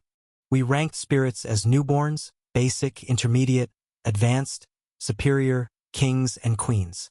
As basic as this was, the first ranked spirits were impossible to get summoned by any being. Even if they are someone like my master. Spirit kings and queens stood on the same level as hers, and some of them were actually as old or maybe older than her. They are godly beings that rule the spiritual world and protect nature as some of the guardians. And no mortal had the power to summon a king or queen, at least no normal mortal. There had definitely been cases of transcendent beings making the contract with a spirit king, but never in history did they have the power to summon their actual forms. And they can't even leave that realm from what I knew. And newborn spirits were something that had no actual elemental attributes. They were beings that gained their attribute after a while of being born. And with no attribute, they are like souls hanging between life and death. When they actually gain this attribute, they become full spirits and a rank is assigned to them at that point. So, as someone who had an elemental affinity with all 6 basic elements, I can do 2 things. Find a way to summon a superior spirit, because that's the only rank other than queen for the spirit of all 6 elemental attributes. Or somehow make a contract with a newborn so that the little one would get the affinity of all 6 elements at its birth. And even though I have a way to make the second option possible, I am not strong enough to enter the 42nd floor of the tower yet. That place was a special spot, totally different from any other floor of the tower. Lucy called that floor the gate of the spirit world, and this was one of those restricted floors Grandma didn't allow me to enter. She always said I will know when I should go to that floor, so I just believed her, and I didn't actually want to go there anytime soon. I had seals, and I had to take care of Zoe, too. The child like old Rain was here too. If I got another baby, it would be too difficult for a little old me, no? So for now, she can have this even if her answer won't be right. Actually, even her grandma's answer would be wrong. Soel. What do you think? How many are there? The grandma asked while looking at Rain, and she confidently nodded. I think there are 38. Ian cast 6 spells. Just like you, she said, and I nodded without a problem. I definitely cast 5 spells powered by mana. Oh? Did Ian cast 6? But where? Ah, indeed. Even Dad didn't see this one despite seeing the one on the floor. There were 2 sound spells in the air parallel to the one on the ground. And 3 other spells constantly circling us in one giant dorm that was just inside Rain's grandma's spells. This actually turned out pretty fun if I said so. Good thing I was thinking the same thing as her. Just that my spells took a little bit more to activate than hers. She was truly exceptional. Nodding her head at Rain, she finally looked at me, and before she can ask me the same question as all the others, I looked back at her with a smile. So Reins Grandma. What do you think the actual number is? I asked with a calm smile on my face that made my mom suddenly smile. And she was the only one to smile like that because not even Dad knew this habit of mine. Or more accurately, this smile that I only used when I was more than confident in what I was doing. This surprised the old grandma, who was confident in her own strength. And after seeing this smile, she shook her head with a helpless smile. There are 42 defensive magics in this room right now, and now that you ask me the questions, can you please point out all of them if you are that confident in yourself? Little hero of the Empire, Axion Heliox Cromit. Her voice was stern, but there was a playful smile on her face that made this one even more fun. I just smiled with excitement at this sudden behavior and nodded my head. It would be my pleasure, Duchess Arena, the great High Mage and some of the highest candidates for the seat of the new Elder. It will be fun now. First, the 15 defensive magics in this room. The 12 that we can see, one that Dad mentioned, and then the 2 that are conditional. The condition to trigger them is most probably in case of a sudden energy burst or a powerful attack. The 2 spells would even resonate with each other when triggered, and the barrier that would appear from them would be a spell close to Tier 8, Earth attribute, Metal type, an adamantine 444 variant. And that spell is flawless. 2 from Alf, 3 from the second uncle, 4 from Rain and Dad, 8 from you, and 7 from me. Why does this room even have this much defensive magic? This was a dining hall, lol. But Rain's grandma is really something else. You are an awesome Rain's grandma. I can't even think of the level of control you have on your mana to be able to cast this sophisticated spell on the entire room that covers not only the walls or something but everything. From the floor to this table and everything that touches it. One can't sense or see the spell with eyes or normal means. The only way to know about these two is by trying to cast a similar spell, which will need at least that level of finesse with mana. Though it was just foolishness, I did try something, and the collision of different mana was easy to sense. Aside from those two, as Rain can see with her eyes, there are 2 other conditional spells, which are just there for fun. It's laughable how you put those on walls. PTFF. Really amazing. I know even Grandpa Jin talking with the ones that followed us in the city would agree. It's quite amazing to have this many barriers in this room. Well, that's it. Am I right, dear Grandma? This one was really exciting, and the way I pointed these spells was amazing too. Well, it was nothing, and aside from the fact that I never tried doing something like Grandma, everything was on the spot. Finding out these spells was easy when you bore unique energy than mana, which is thinner, faster, and more efficient. My Soul Nova smiley face scan can easily detect the spells in a place and much more. This complete explanation surprised everyone, and Rain just sighed as if she knew this was going to happen. Same with Rain's grandpa, who knew I could see through his mental barrier. Even Mom and Dad were somewhat surprised by this. Anna had no idea what was going on, so she was busy eating dinner with Zoe, who knew what was going on and much more. Alf had stars in his eyes, and he rapidly looked around and even tried to infuse mana on the table, but he was still some way away from that level. But he was actually amazing. His control of mana was definitely almost at my level. Just some more years and he will surpass me in terms of mana control. Well, my main functional energy was Soul Nova, not mana, so it was all the same even if he reached Rain's grandma's level. But, everything aside, the most unique face in this room was from the grandma who had put this precious stone on the line. Anna actually liked that shiny stone, but she was more excited about giving it away. Maybe she will like some shiny dolls or something to play with. I had something she would definitely like. Well, Rain's grandma, the one who just put this precious shiny stone up as a gift. I didn't know she would have thought I would be this much right, and more than that, there wasn't surprise or anger on her face. At this moment, she was confused. 7? How can that be? She asked blankly as she started looking around. There was no way she could even find this one anyway, so I just continued eating, letting her search on her own. This situation surprised everyone except Rain.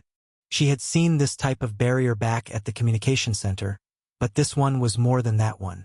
This one was practically undetectable because it was a thin layer of the wall right now, something like what Grandma did, but this layer was under her own spell. So before she disables or destroys all the other spells in this room, she can never know there was a barrier like that. And the restless Grandma chose the second approach. Snap! With just a snap of her finger, the spells on the table and the room vanished along with the spells Alf, his dad, and my dad had cast. There was a large cracking sound, but she had already cast a sound barrier around the table. Now, Rain's special witch magic spells. They were amazing. Though they were like normal mana spells, I could see the whole spell construction, and the mana wavelength used in these spells were special in themselves. They were impossible to break just by piercing the core, as she did with the other spells. So, where even if she can't use normal means, she used brute strength. At the end of the day, all these barriers were average and not the best thing any of us can do. And the same for these Tier 3 barriers Rain put up. Even if they were that special, they were nothing against someone of her grandma's level. A silver light appeared on her hand and vanished quickly, with all the barriers Rain had put up. This time, this sound was enough to break even the normal glass of a room. But thankfully, nothing here was normal. Rain and I just sighed helplessly on this one. Her grandma used only one Tier 4 spell to break her 4 Tier 3 spells. And this was just brute force because the mana of a tier 8 mage who was soon going to be a tier 9 was far more strong, dense, and characteristic than us. And now, it was my turn. She could have just destroyed all the 6 mana spells everyone knew. But she stopped and put her hand on her mouth with a sudden look of awe. Looking at her action surprised every mage in the room, and they also looked at the only spells left in the room. First, it was her, then my father, then my second uncle, and then Rain's dad. All of them just put their hands on their mouths and looked at my spells in awe. Rain and I knew the reason for this one, and even Alf could somewhat understand the reason for this. And, well, I couldn't help but be proud of myself that people like them admired me like this. Gorgeous! The grandma exclaimed while looking at this art, and others nodded in absolute agreement. Rain was the only one who had a somewhat normal expression. And she looked at me. "You are amazing," she said with her eyes, and I just smiled understanding. Even I knew this, but now, my every spell was flawless as well as gorgeous. Maybe they couldn't see them before because of so many barriers, but right now they could, and all 6 spells I had cast were like a painting. A gorgeous painting, art so beautiful they couldn't help but admire it. It was a bit embarrassing, but it was just a habit now. I was an admirer of true beauty, and I liked it that way. The definition of beauty I had was also different from the norm, and my artistic thinking was one of the reasons my master loved my spells. And even though they couldn't come close to hers, they were awesome from the normal human point of view. The red, blue, and yellow magic circles had attractive designs made from different use of complex techniques. The 2 green ones joined with each other and rotated in the air at a slower pace.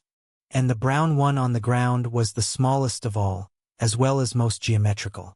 This was indeed amazing. Although all of these complex spells were scripted already and I just used them on the spot, just creating one of them takes me hours on my own. Good thing that I already had many smaller ones prepared and much more. All the preparations I did for the so-called test she was going to give went into the water, and I couldn't even use 30% of what I had prepared. And now that I had Lucy, a unique being with me, so I had just asked her to script these things. She can do this one, and I was happy I had her. Although she was slower than me, her efficiency was far better than mine. And she could just keep the spells on herself and transfer it to my mind whenever I needed it. Although this process consumed a lot of energy, it was a good last-moment resort. Well, it was what it was, but this admiration and awe had to end at some point. All of them knew I had an amazing master who had taught me these things, and they never asked me anything about her. But I knew they were smart enough to guess something closer to the truth. I knew they wouldn't ever reach the conclusion that my master was a divine beast, but I believed these old grandpas and grandmas at least reached the conclusion my master was something close to a saint. Well, I can't tell them that one, so it was all up to them to figure out everything. But for now, I had to end this admiration. Snap! I snapped, and all the mana spells just vanished. They all knew this would happen, so they just sighed at this, and the grandma nodded at me. "You win from just being able to create spells like these, young one. I would have loved to meet the one who taught you, but that is impossible now, right?" she asked with a hopeless expression, and I just looked down at those words. Yes, they can't meet her now. She was gone. I just smiled with clear sorrow visible on my face, and on this, Anna looked up at me. I knew most of the people here might know what it feels like to lose someone close to you, so they all understood these emotions. So they didn't ask anything about this one any further. Well, I can't change what has already happened.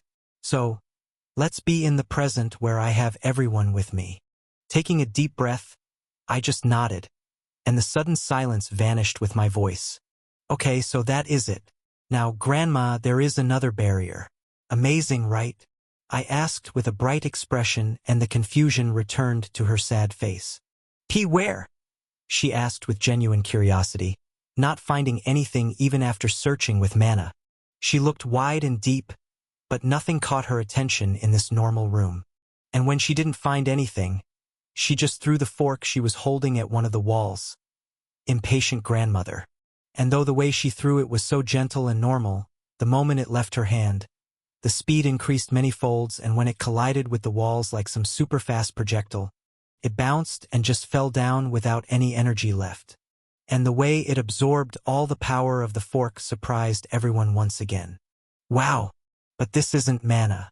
This is some different energy, isn't it, Ian? Grandma asked with a surprised face without needing to think too deeply about it. I just nodded and took off the last of the barrier in the room. Something I can do with my origin skill. Amazing, isn't it? I smirked. The surprise in her eyes increased even more. Fascinating. I think, Ian, we will have to chat one of these days, she responded, and the dangerous fork flew back to her hand. I knew she would also ask for a long chat, and even I wanted to talk with her, but thankfully she didn't say tonight. This day had stretched quite a bit, but there were still many things left. And the silent Carla was even more fried up than before now. The fire to kill in her eyes was burning quite fiercely, and the match that would happen with her was going to be fun. But for now, okay, I lost. Ian is the winner today, and the dinner also seems to be done. Lady Anna, will you bestow the precious stone on your big brother? She asked with proper respect and a cheerful smile, and on those, Anna jumped from Zoe's lap. Yay! Big brother is awesome. She cheerfully shouted and ran toward me across the giant table after giving Zoe a free kiss. Running for a while and not wanting to cross this long table, she just went under the table and crossed to the other side. My smart little angel. And then, running towards me, she jumped towards me as I stood to catch her. Hee hee. I lifted her in the air with the same bright smile and circled while she was still midair as she giggled with her marvelous voice. Thank you for the great honor, my little lady. I also giggled like her as I sat down with her on my lap. Everyone smiled while looking at both of us, and the weird atmosphere from a moment ago was nowhere to be seen. Here, your prize, big brother. Anna is proud of you, she complained as she patted my head with her little hands, and I smiled helplessly at this. Mom and everyone else shook her head while Rain looked at me enviously. She also wanted to be patted by this angel, but alas, this was my gift greater than this shiny rock. This was good. Everything from my little sister on my lap, and everyone looking at us warmly. And the dinner was also finished. It is time for dessert, right?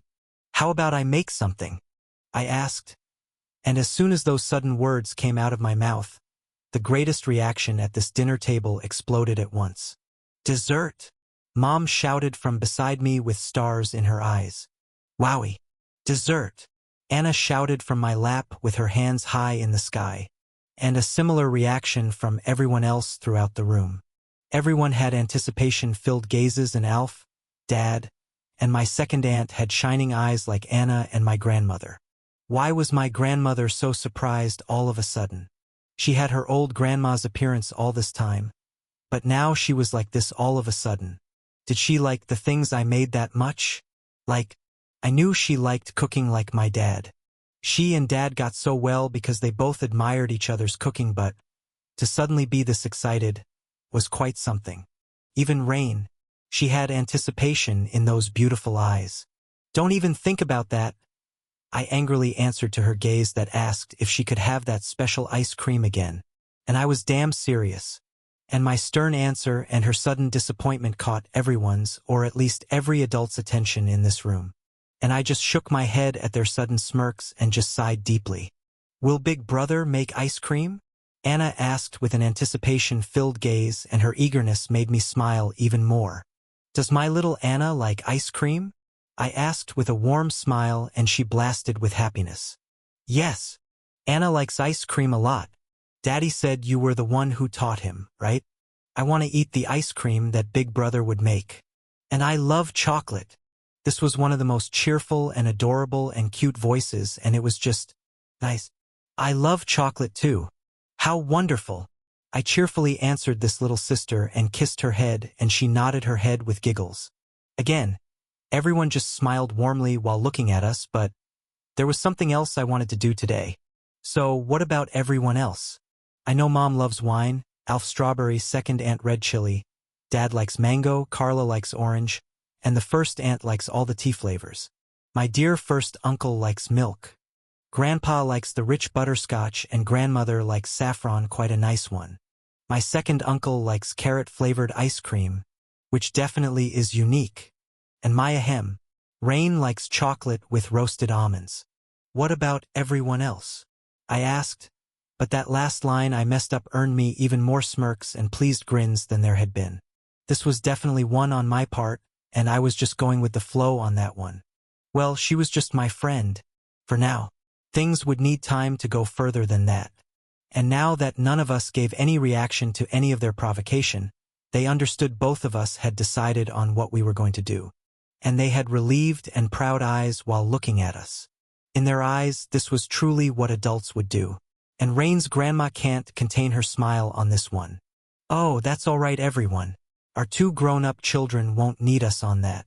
So Ian. My favorite is also strawberry. Ethir likes blueberries. Oren likes the lemon flavor, a unique citrus one. Dorian likes apple-flavored ones. Well, to think you pioneered something like this, Ian. Just amazing, she cheerfully shouted, and I nodded my head in happiness. I know even if someone else introduced the ice cream in the near future, it would have been all okay. But I liked the fact that I was the one that made the first ice cream in this world. Maybe my name, along with my mom who actually did everything, from large-scale production to inventing large-scale workshops, would be written in history? It really was possible at this rate, but I liked the fact that people were able to try something this amazing in this world a little sooner. But, though I know everyone likes ice cream, I won't be making that today. Well, exactly not the ice cream you all know. I smiled and looked as a confused expression clouded their faces. And the cutest one was naturally Anna's. I just smiled at her and looked at everyone and then at Dad, Grandma, and Rein. I said no. Why don't you understand? She thought I would say something about the special ice cream, but that wasn't it. And this strong denial made her disheartened like a sad puppy or a kitty. Well, I will make 2 desserts that you may or may not like, depending on your preference. One would be a hot dessert that does go quite well with ice cream, and the other one would be a different kind of ice cream. I suggest you all look forward to it, and if Dad, Grandmother, and Rain help me, I know it will be done in no time. My voice was cheerful, and there was no doubt in anyone's mind that the creator of something divine like ice cream won't be able to make something other than ice cream. Wow! Anna will help Big Bother too, but this one was unexpected. Anna cooking with us in a kitchen apron like that? Of course! I would love to have you with us. I shouted with more enthusiasm than I had shown ever. And my voice this time was almost as loud as Rain's when she was excited. This actually surprised everyone, including Rain, because this was the first time I had acted like that, but they could understand this one, and all at once, laughter broke out at the dining table. Hee hee hee. Big Brother is really excited. Zoe giggled with Anna, and both little ladies shook their heads. I knew this was too much, but even Rain found this one funny and started laughing while covering her mouth with her hand. And all the adults' laughs were even happier than Carla or Alf's. Some were happy that I was still okay and fine to be able to shout like that and be a fool for my little sister. But it was true, though. Just imagining this little angel wearing a small pink apron and cooking some brownies and mousse was just wholesome. It was soul-soothing just watching her do that stuff, and for someone who had just lived in a jungle with a grandma, watching this little girl who was the most adorable thing there was, cooking like that was just calming. I was content with just that much, and compliments from all these people won't matter to me one bit. Rain was not one of them, though. I will like the compliment, and after that, if she likes it too much, I won't mind something else. Not that I could expect anything more than a date, but well, we can imagine whatever we wanted. That's why it is called imagination. Well, whatever. Let's go, everyone. Let's make some brownies and mousse. Though the word confused them, they all stood up, and I smiled just thinking about that adorable scene. But there was one person who had different thoughts than any of these people, and naturally, it was my mother dearest. Her natural train of thoughts would know just how good of a cook I was, and just from the fact that the new things I made in this world were revolutionary in themselves, she was excited.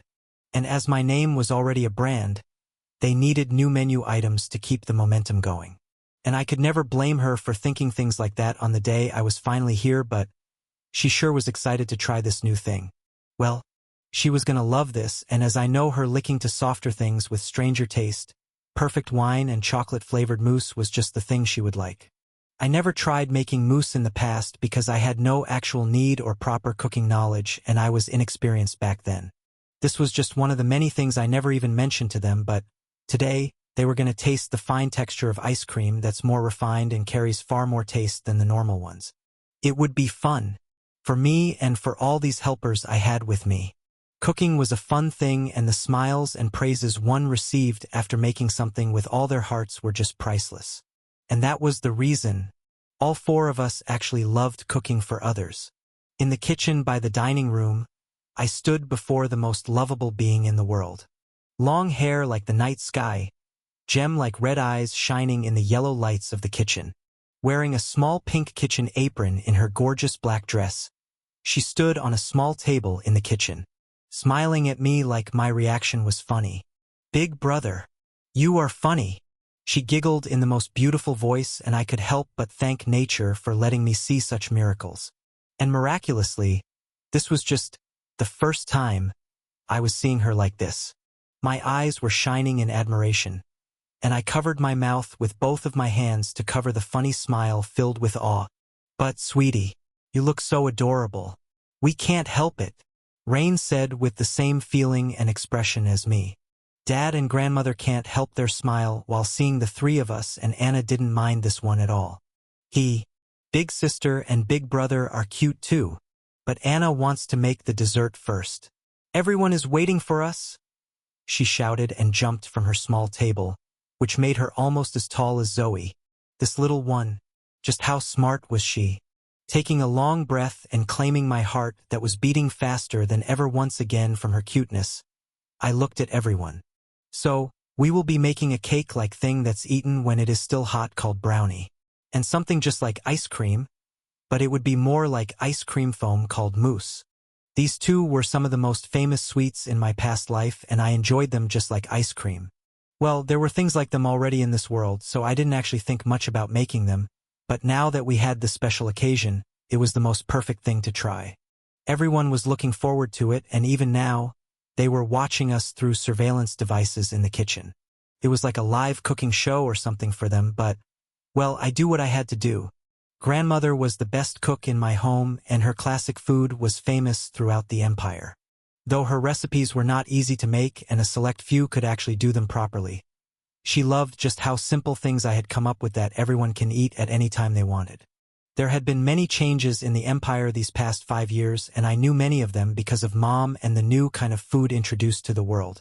Though this was just normal food, just how everyone liked it was a real thing, and though I held the rights to the name and creation of the things sold in Mom's food shops, the recipe wasn't that difficult at all. Everyone could make these things at their home and enjoy them as they sit down for a dinner like us. It was the charm of these simple things, and there was more to it than just that. This was a great impact on the whole continent, and the way it spread in just a short 5 years was unbelievable in itself. So, grandmother loved me far more than normal, and not just as a grandson, but as a being that brought such changes to the normal lives of the empire. I could see now that I was among humans. My presence has brought many changes, and most of them were positive. And I can just ignore the negative things, they were just bad to think too deeply about. It was of the dark side anyway. In one of the letters we exchanged, they wrote about how Dad was teased by grandmother and grandpa when he asked for Mom's hand in marriage. Dad was a great cook, but he wasn't proficient in delicate things and preferred simple things. Dad had the gifted mastery to bring out the natural flavors of the ingredients. So, if I had to compare these two, then I would say Dad was a world-famous street chef while Grandma was a professional master chef. And I was just a food pioneer. Anna was the best helper there could be, and just her presence in the kitchen was enough to improve the efficiency of work by at least 30%. Rain was here. Well, because I wanted her here. She was the best cook in her family, so that was it, and now we had to make something fun. The things I just talked about were common things, and just like ice cream, everyone just knew what they were. I could make the complicated desserts my master used to make back at the tower, but they were too much for this first dinner and at this large scale. Though I was confident I can easily make it, I can't prepare those divine things in this small amount of time.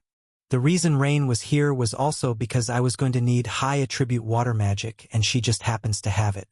And though Ma and Dad can help here, I needed her to maintain the temperature at the same time as Dad used his wind magic to make foam from the cream. I knew these two would be a great pair and Grandma would help me set things and plate them perfectly as I just do my thing and help them. Nodding my head, I called them around Anna and explained things and the procedure and different results that I would be producing. This made me remember the times my dad and I used to do crazy experiments with food in our kitchen. And while I explained the things, we both can't help but remember those old days. These unique explanations and things surprised Grandmother, and just like I always do, these things were simple yet refined and delicious sounding.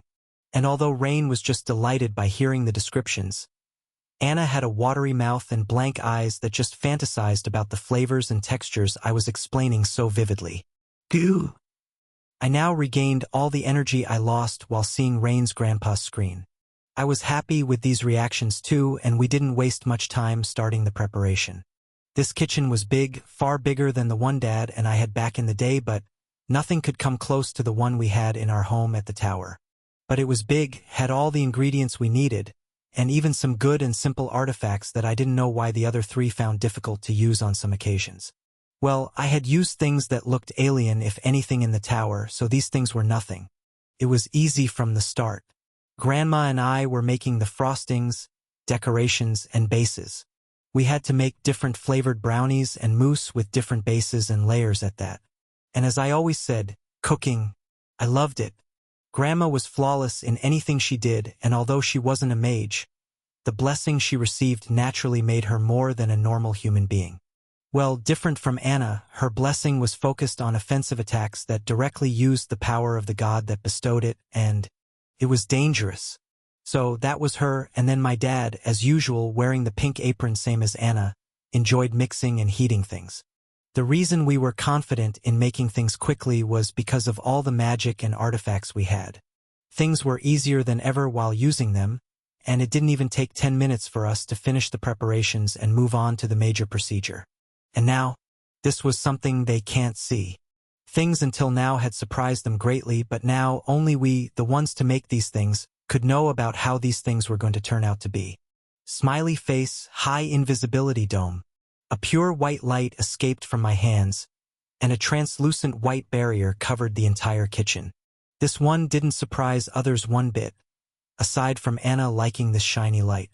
This wasn't mana, it was my soul nova, and the special warmth it carried wasn't mana, so Rain or Dad couldn't sense it, but they did see this peculiar light, and as I said a while ago, they believed this was also something my origin skill could do. Well, preparations were complete. So, let's surprise everyone. I shouted and Anna mimicked me, lifting her first in a cheerful manner. Yay! Let's give all a big shock. She shouted, and though her words were weird, we all agreed with her. Yay! Waiting in the dining room, staring at the blank screen floating in the air in the middle of the dining table. Everyone just waited for the dessert to finish up. Everyone waited silently, waiting for things to come out from this now closed kitchen room. And though it has only been around 12 minutes, almost everyone was just waiting with anticipation-filled hearts and staring at the door to the kitchen. Big Brother was making something new, and everyone was waiting for him to come back with that tasty thing. I could feel he was having fun with little Anna, while Seals was just waiting here on my head now that everyone knows she can at least talk with only Big Brother and disguise things. Big Brother left out many things about their powers and even about me, and they haven't even started talking about what things happened with him when he was dragged by that filthy creature to that dangerous forest when he was weak as a leaf. He gave me the name Zoe, and I loved it more than anything. This was my own name, my first name, and the best name I will have in my long life I will have. I don't know much about my mom, but I know that I am a phoenix and everything I need to know about myself. I do have all the knowledge my mom had, but I have no experience of anything other than that. There are also many restrictions on me that I couldn't even understand the reason even while knowing it.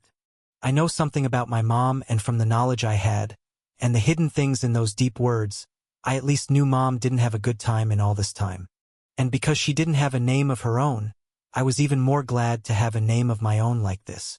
And I know just from the fact that she chose the best Big Brother to take care of me, who even give me a name that would be my own, just how much she loved me. And I even have this wonderful family and a little sister and a big sister and a smart little brother. This was an awesome family, and all these people were special on their own. Just like Big Sister Elle, who likes Big Brother, and Big Brother likes her too, just like every parent here loves their children. I haven't seen much of the world, but even I knew this was a special family, and all of them had their special things. Like the adorable little Anna that even I loved from the first moment. My eyes fell on her marvelous self. Only Big Brother knew this, but I could see things differently, and that original form was the core nature of all beings. Just like how Big Brother was like the light of the sun, or how Big Sister Elle was like the darkness of night. How Big Brother's grandpa was like a boat in an endless ocean, and his grandmother was different waves of the sea. Sister Elle's grandpa was a violet wind, and her grandma a metallic silver flower. Like how Big Brother's mom was a single gold coin in a small hand of a child. Or how his dad was a small flower garden with a bright light shining on it in the middle of a dark pool of crimson blood. His first aunt, a beautiful teacup untouched in the middle of a sea of flames. Or his first uncle, who was a mechanical bird in the endless sky. His second aunt, a fresh and gorgeous bunny made of beautiful flowers with special purple eyes. Or his second uncle, who was a fine green hat, floating on a flower field. My new brother and sister were also exceptional.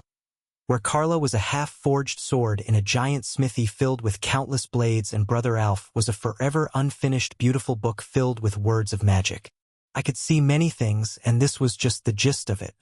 From their character, personality, and emotions, and if I wanted, I can also know some things about those beings with my eyes. But I wasn't strong enough to do much of the things just yet. I could grow faster than most humans, but even that was barely close to Big Brother's natural growth speed. But he was now a special being too, so his natural strength was far different from what met to everyone's eyes. He was strong, and I knew he would be stronger as time passes. As for me, after counting all the restrictions and stuff, I could say that I was like Big Sister Carla and Brother Alf. Maybe prodigy was the word they used, and it meant those exceptionally excellent in their fields. But I could do anything I wanted, unlike them. I can wield any weapon I wanted, learn any magic there was, or even make potions and medicines that were unbelievable. So ultimately, I did not know my path just yet.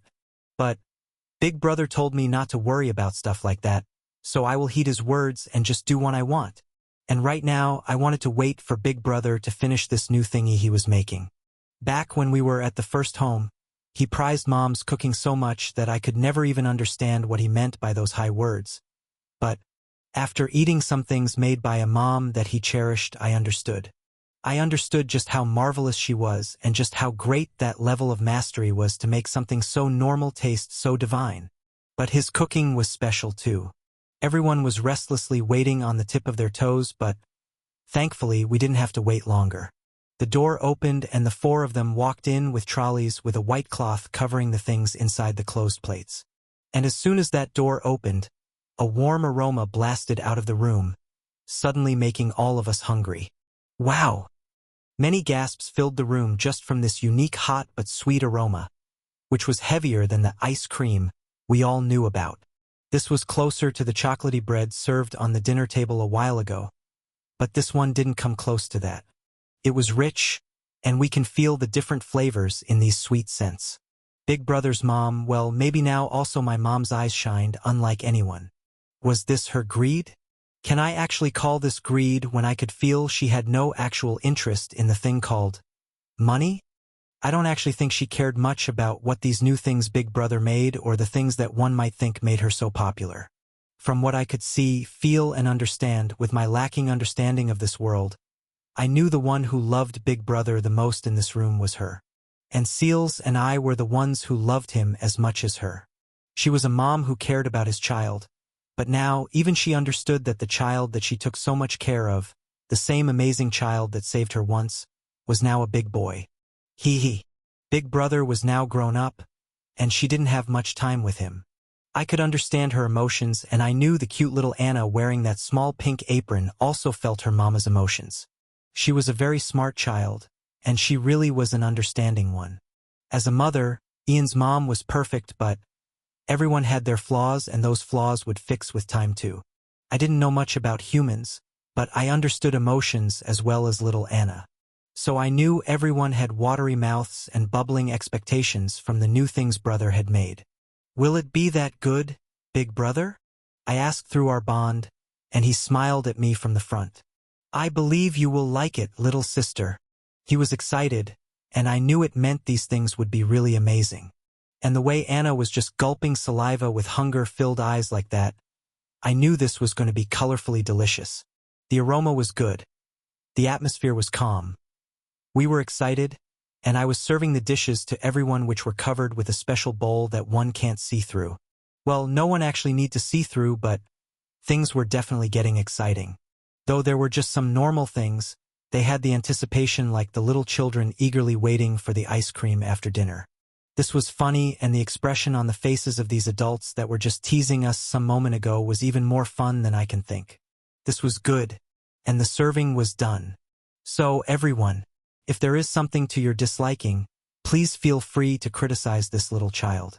I am still learning, but the two adults with me helped me out quite a lot, but nothing like the little lady Anna. We know she is the best, so I request that she open her bowl first. I would be grateful if everyone agrees. I said in a respectful and noble-like manner that was so perfect that it surprised my first aunt this much for the first time. She was one of the most prominent nobles, so she can understand and tell just from the look that I was taught these things too. Well, master left nothing of the high society in teaching me, and now I knew the traditions, greetings, food, and even most of the culture of most of the races. And I even knew many cultural dances, from ball to elven dance to the dwarven parties. My grandma was my first dance ever, and we once did the actual dance on my birthday on the ballroom floor of the tower. That place was amazing, and the music playing in that place through the mechanical musicians was also amazing. That was a memorable experience I may never have again. Everyone nodded without hesitation, and Anna, with a hungry smile that had the most anticipation in those two gems-like eyes, cheered up in excitement. She was sitting next to me now, and the sitting arrangement had changed a bit, but that wasn't important when every eye was locked on the round silver bowl that covered the goddamn view of the thing and them. But giving the first chance to Anna also meant they can have even more excitement than opening it at once. And Anna wasn't going to wait for anything here. With a cheerful giggle, she opened the plate, and the beauty of a new kind of sweet entered everyone's eyes. A medium glass bowl and a normal chocolate ice cream-like thing decorated with chocolate chips and small chocolate rolls.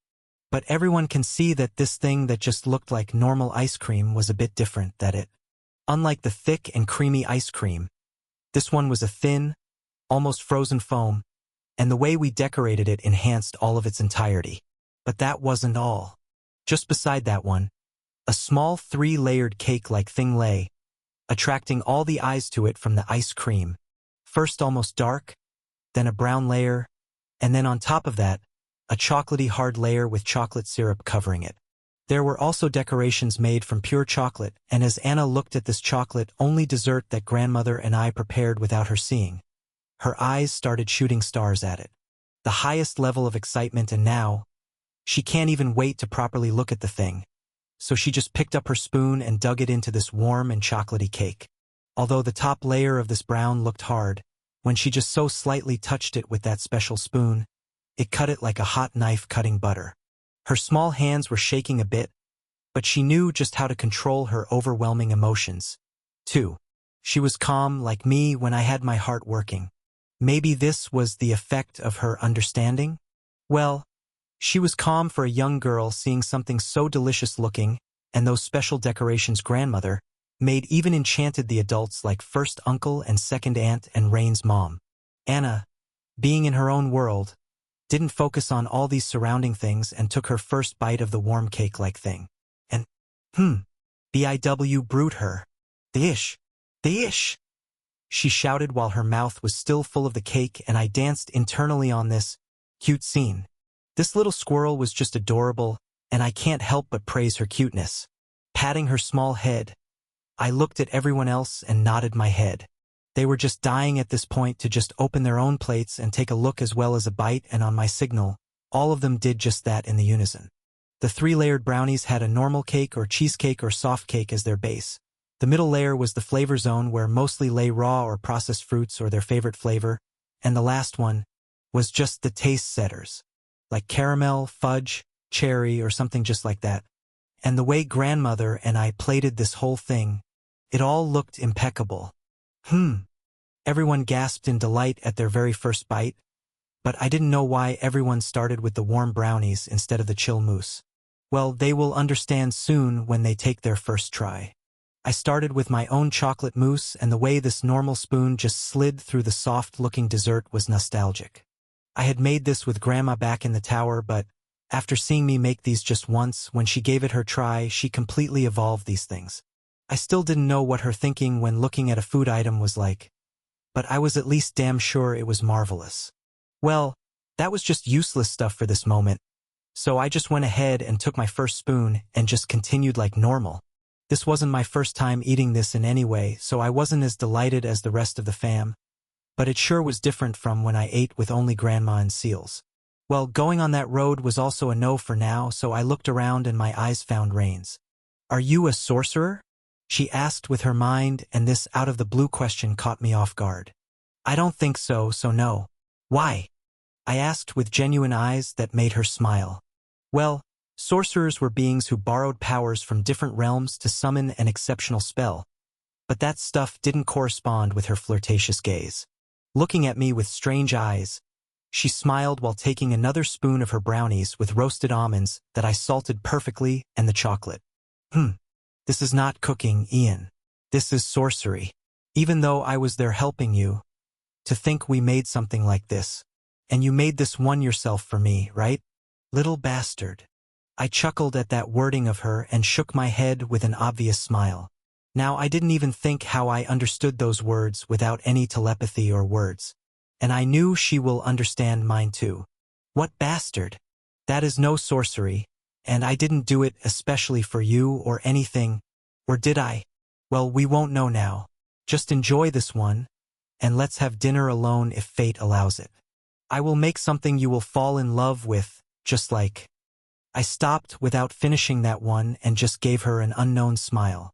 Could mean anything, but she knew and I knew. That was enough for both of us. We both blushed a little during this first eye contact conversation, and this didn't escape from the eyes of the adult ones. But they didn't go deep like a while ago and just left us be. They were enjoying those sweets, so our little silent conversations were of little interest to them now.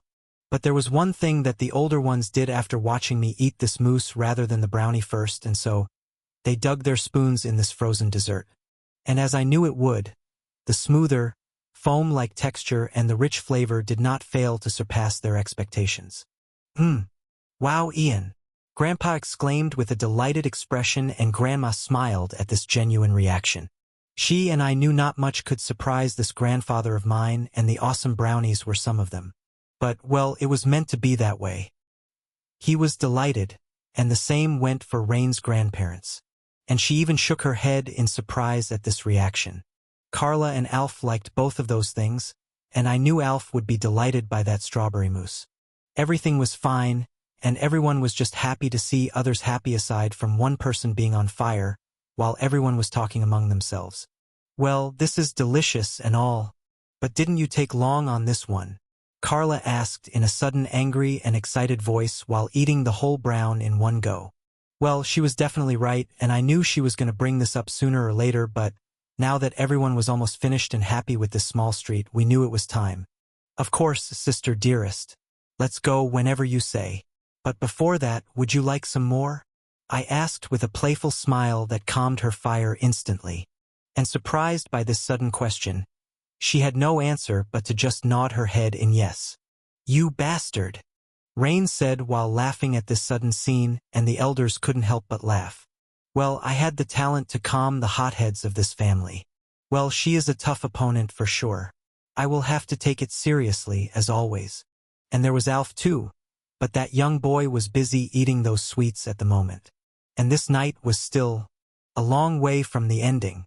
Everyone liked the dessert, and grandmother even said she was going to start it as a new menu item in her own luxurious restaurants. Mom was talking about the brownies as her new menu item that went well with ice cream, and, well, I didn't care about that much. People will get it anyway, so I didn't have to worry about that one. They said all the recipes and their creation rights were actually mine, And Mom was my guardian to that until I become an adult in 3 years. So, well, all things aside now, we were in the underground arena that was surprisingly well made. The ground had auto-repair magic with a high-level defense mechanism, and we can go all out if we wanted in this place. All out with basic strength, that is. I knew my aura, or even her red aura of burning, could obliterate this ground with a simple touch. And it was going to be inevitable for us to hold back from using that one. It was a basic knight curtsy to show your aura if the opponent shows it, and also do not use aura against the one who doesn't have it. I was ready with my gear all set, and our families were now waiting in the upper stands, and Anna was cheering for both of us. Big brother. Big sister Carrie. Best of luck. She was cheerful just like Zoe. Big brother. Having fun. She shouted, and I waved at them. Rain was just smiling down at us, watching me with a gaze that also wanted to see my powers. We clashed for a bit in the forest, but she couldn't see me actually fighting or anything at that moment. Well, she knew I was an exceptional archer, but she actually hadn't seen just how that first genocidal arrow had killed 3 orange-ranked teddies at once. The way that last bear poofed was something that will stay fresh in my mind forever. The weapons that were just powerful for the creatures of the dark forest were powerful weapons to kill higher beasts. And I knew I won't have any use of those anytime soon in hunting or non-serious fights. Carla was standing before me with her own gears, and she was a sword that was still being forged. She wasn't perfect, and she wasn't weak at the very least. In terms of pure power, just like Rain, she was stronger than me. But although she was far more talented than anyone, I knew even she hadn't been taught with blood spilling without mercy. That wasn't my grandpa's style. He was different from my master. I knew he was ruthless, and his methods purely focused on bringing out all the potential of one's body, and with someone like Carla, I knew he would have done his very best to make her understand what she can do. And I knew one more thing. She also had the very best resources one can ask for. And unlike me, who can barely use some of them, she can just use everything in her arsenal and it would be okay. She was an exceptional swordsman, and I knew even after having a rough mouth, she was a perfect knight who had been trained by the best. Right now, there was a fire in her eyes, a fire calmer than the one I had seen in the dining hall. She was calm, excited but calm, and even at this moment, when she was just holding the handle of the sword on her waist, there was no opening in her defenses. She was wearing all defensive gears and artifacts that were level 7 or above. And I knew that stuff was far more expensive than I knew. Not that I was worried about anything at all. I was wearing the pure white set of defensive artifacts, and every one of them was a level 9 artifact, including my pure white bow that I have been using for a while. Although I could feel Rana was sad every time I used any other bow, I was too weak to actually use her anytime soon. Well, I had more than enough bows to actually have many good fights. The observers on the stands were surprised by these artifacts and just how great they looked and how masterfully they were made, but they all knew the fact that my master was someone who created a divine artifact. So things like these were mere pastime for her. The arrows I was using right now, however, were just some normal arrows of mana wood that I bought at the city back when we were there, and in some free time I enchanted them. And now that I had done countless high grande and even higher enchantings, I was a master enchanter in normal terms. And although I had made many other enchantments of unreal levels, I could only put them on the things by using the artifacts in the tower. And Carla's sword was very eye-catching. 3 eyes. Brant of true flames. A sword made with the heart of a blue-ranked creature, Crimson Golem as core, and Adamantite as the base. A level 11 artifact made by at least a master-ranked blacksmith on the verge of becoming a grandmaster. The sword is strong, and the welder of the sword gains a special passive skill, Flame Nullification. Though the weapon is far from having an ego, the creator of this weapon would most probably hit his limit on Grandmaster realm. Though he could become famous by forging a lot of good equipment, the path he chooses would be up to him. This sword itself is a magnificent creation. HM? No cussing at me this time? Good. You started learning. I smiled at the simple information about this high-grade weapon, and even I could see it was an amazing weapon. And the only reason she had this sword outside and not in her special storage was because this sword was her partner. Though the resonating wasn't as good as me and Asta's, I knew, just from a single glance, that the fine sword was perfect for her. Though she could use something better, and actually, because of her innate talent, she wasn't bound by one main weapon. Considering her unique skill, it was best for her to have multiple main weapons aside from countless normal ones. And though that high-grade artifact was one of a kind, I had something she would love even more than that one. Carla, if you do well, I will give you a sword you would fall in love with just like Brant. And with these sudden words, she forgot her hyper-focused state and looked at me in surprise. She couldn't believe my words, and the stars in her eyes were easy to spot. She didn't actually doubt those words for some reason, but she still had her uncertainty. Really? She asked with an unbelieving voice, and I nodded my head. It's a great sword too. Some of your favorite types. And I will tell you this now, so remember. Fire isn't the only thing that burns.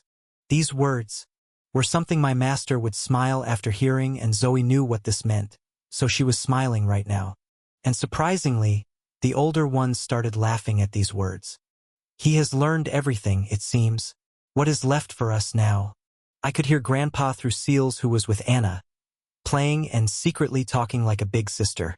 Not only weapon, his magic. Not many could actually weave mana threads with that precision. The weapon, magic, noble courtesy, cooking, and things that we all have yet to see. Just how amazing was his master to have mastered everything like this, and just how outstanding was this young boy to learn such things in this short time. Well, Zahavi, Grizz, I believe even though he has learned all things, we will have an even more fun time with him here. Plus, we would be relatives in the future, so why don't we start the preparations?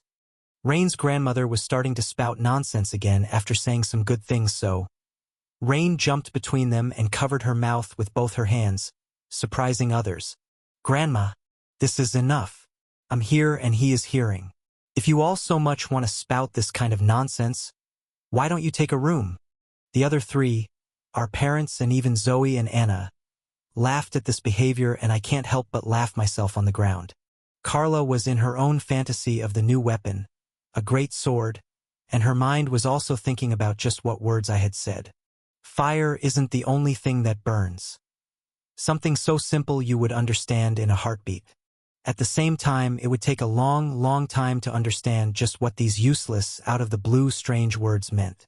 Well, the moment she actually understands those words, we all knew she will clear her hurdle and cross over to rank 4. She was talented, on the verge of a breakthrough, and maybe the strongest in her rank. I just helped her a little. Maybe if she thinks deeply, she will open that door in this very fight. Or not. And I was looking forward to seeing if she can actually understand this. But that would be only after we crossed the weapons. Only after she avoided, block, or passed the barrage of the arrows that will start the moment we start.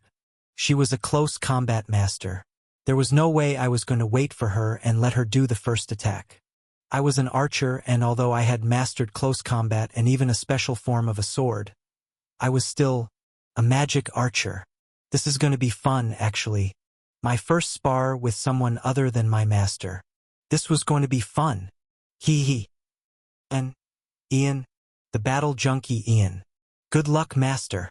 Go easy on Sister Carla. Yay, Sister Carrie. You can do it. The three voices that live with me all cheered up, and although Zoe cheered for Carla, she just wanted her to do her best against me. This fight would be fun for both of us, and I knew she was going to start with pure power. But, well, this was my first time against someone who would use multiple weapons in just one fight. And aside from this diverse type of swordsmanship, she was going to go all out in this fight. And the ones on the stand knew this too. She had waited all her life to have this fight, and devastation was inevitable. So now, aside from the ones that this arena already had, every mage aside from Alf cast protective barriers around the dorm and pavilion. And they especially focused on Anna, which was natural. She was neither a powerful knight nor a mage, nor had anything that boosted her natural growth. She was mostly a normal girl that would take time like normal ones to get stronger. This was them, while here, on this white brick ground that was wide enough to be a good ground for use short-range archery. Maybe I will also have to do pure physical type depending on the situation, but that was on her and how good she actually is. The referee here was Grandpa Jean, who came with all of them and was outside the dining room talking with his students that had followed us in the city. This was our first time meeting, and we had exchanged small greetings, but I already knew this person was some of the strongest in this place. His origin, though I didn't know what it was, I could feel he was strong. His origin mastery was most probably higher than mine, which was outstanding in itself because there were rarely any people in the Empire with that level of mastery. And he definitely had a deep understanding of his skill. And I was clear that he was the highest grade assassin. Someone who had practically no presence, or had the mastery to hide all presence without any tool, magic, or skill, was definitely someone dangerous. And I knew he had killed not only beasts but normal people too. He was someone I could easily understand because he was an assassin. Someone who had a dark, lonely, and complicated past, just like mine. But he was a good person to us. He served this family with all his heart, and although he was secretly on guard with Rain's family, he was like family with her.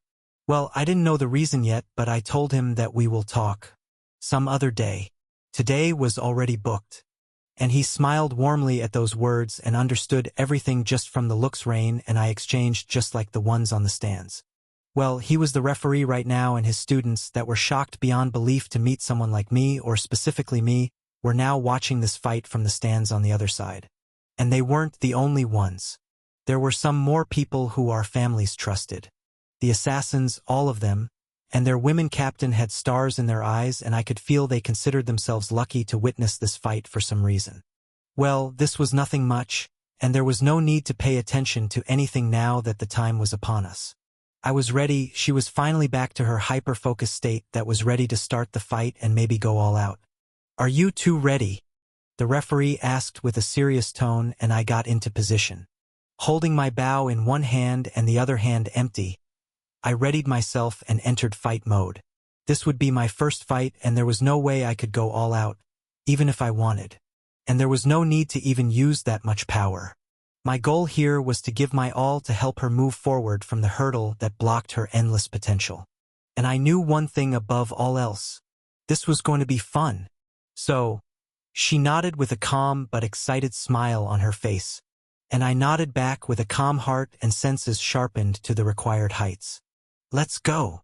I nodded, and he moved back after giving the signal to start the first fight that had been desired for so long.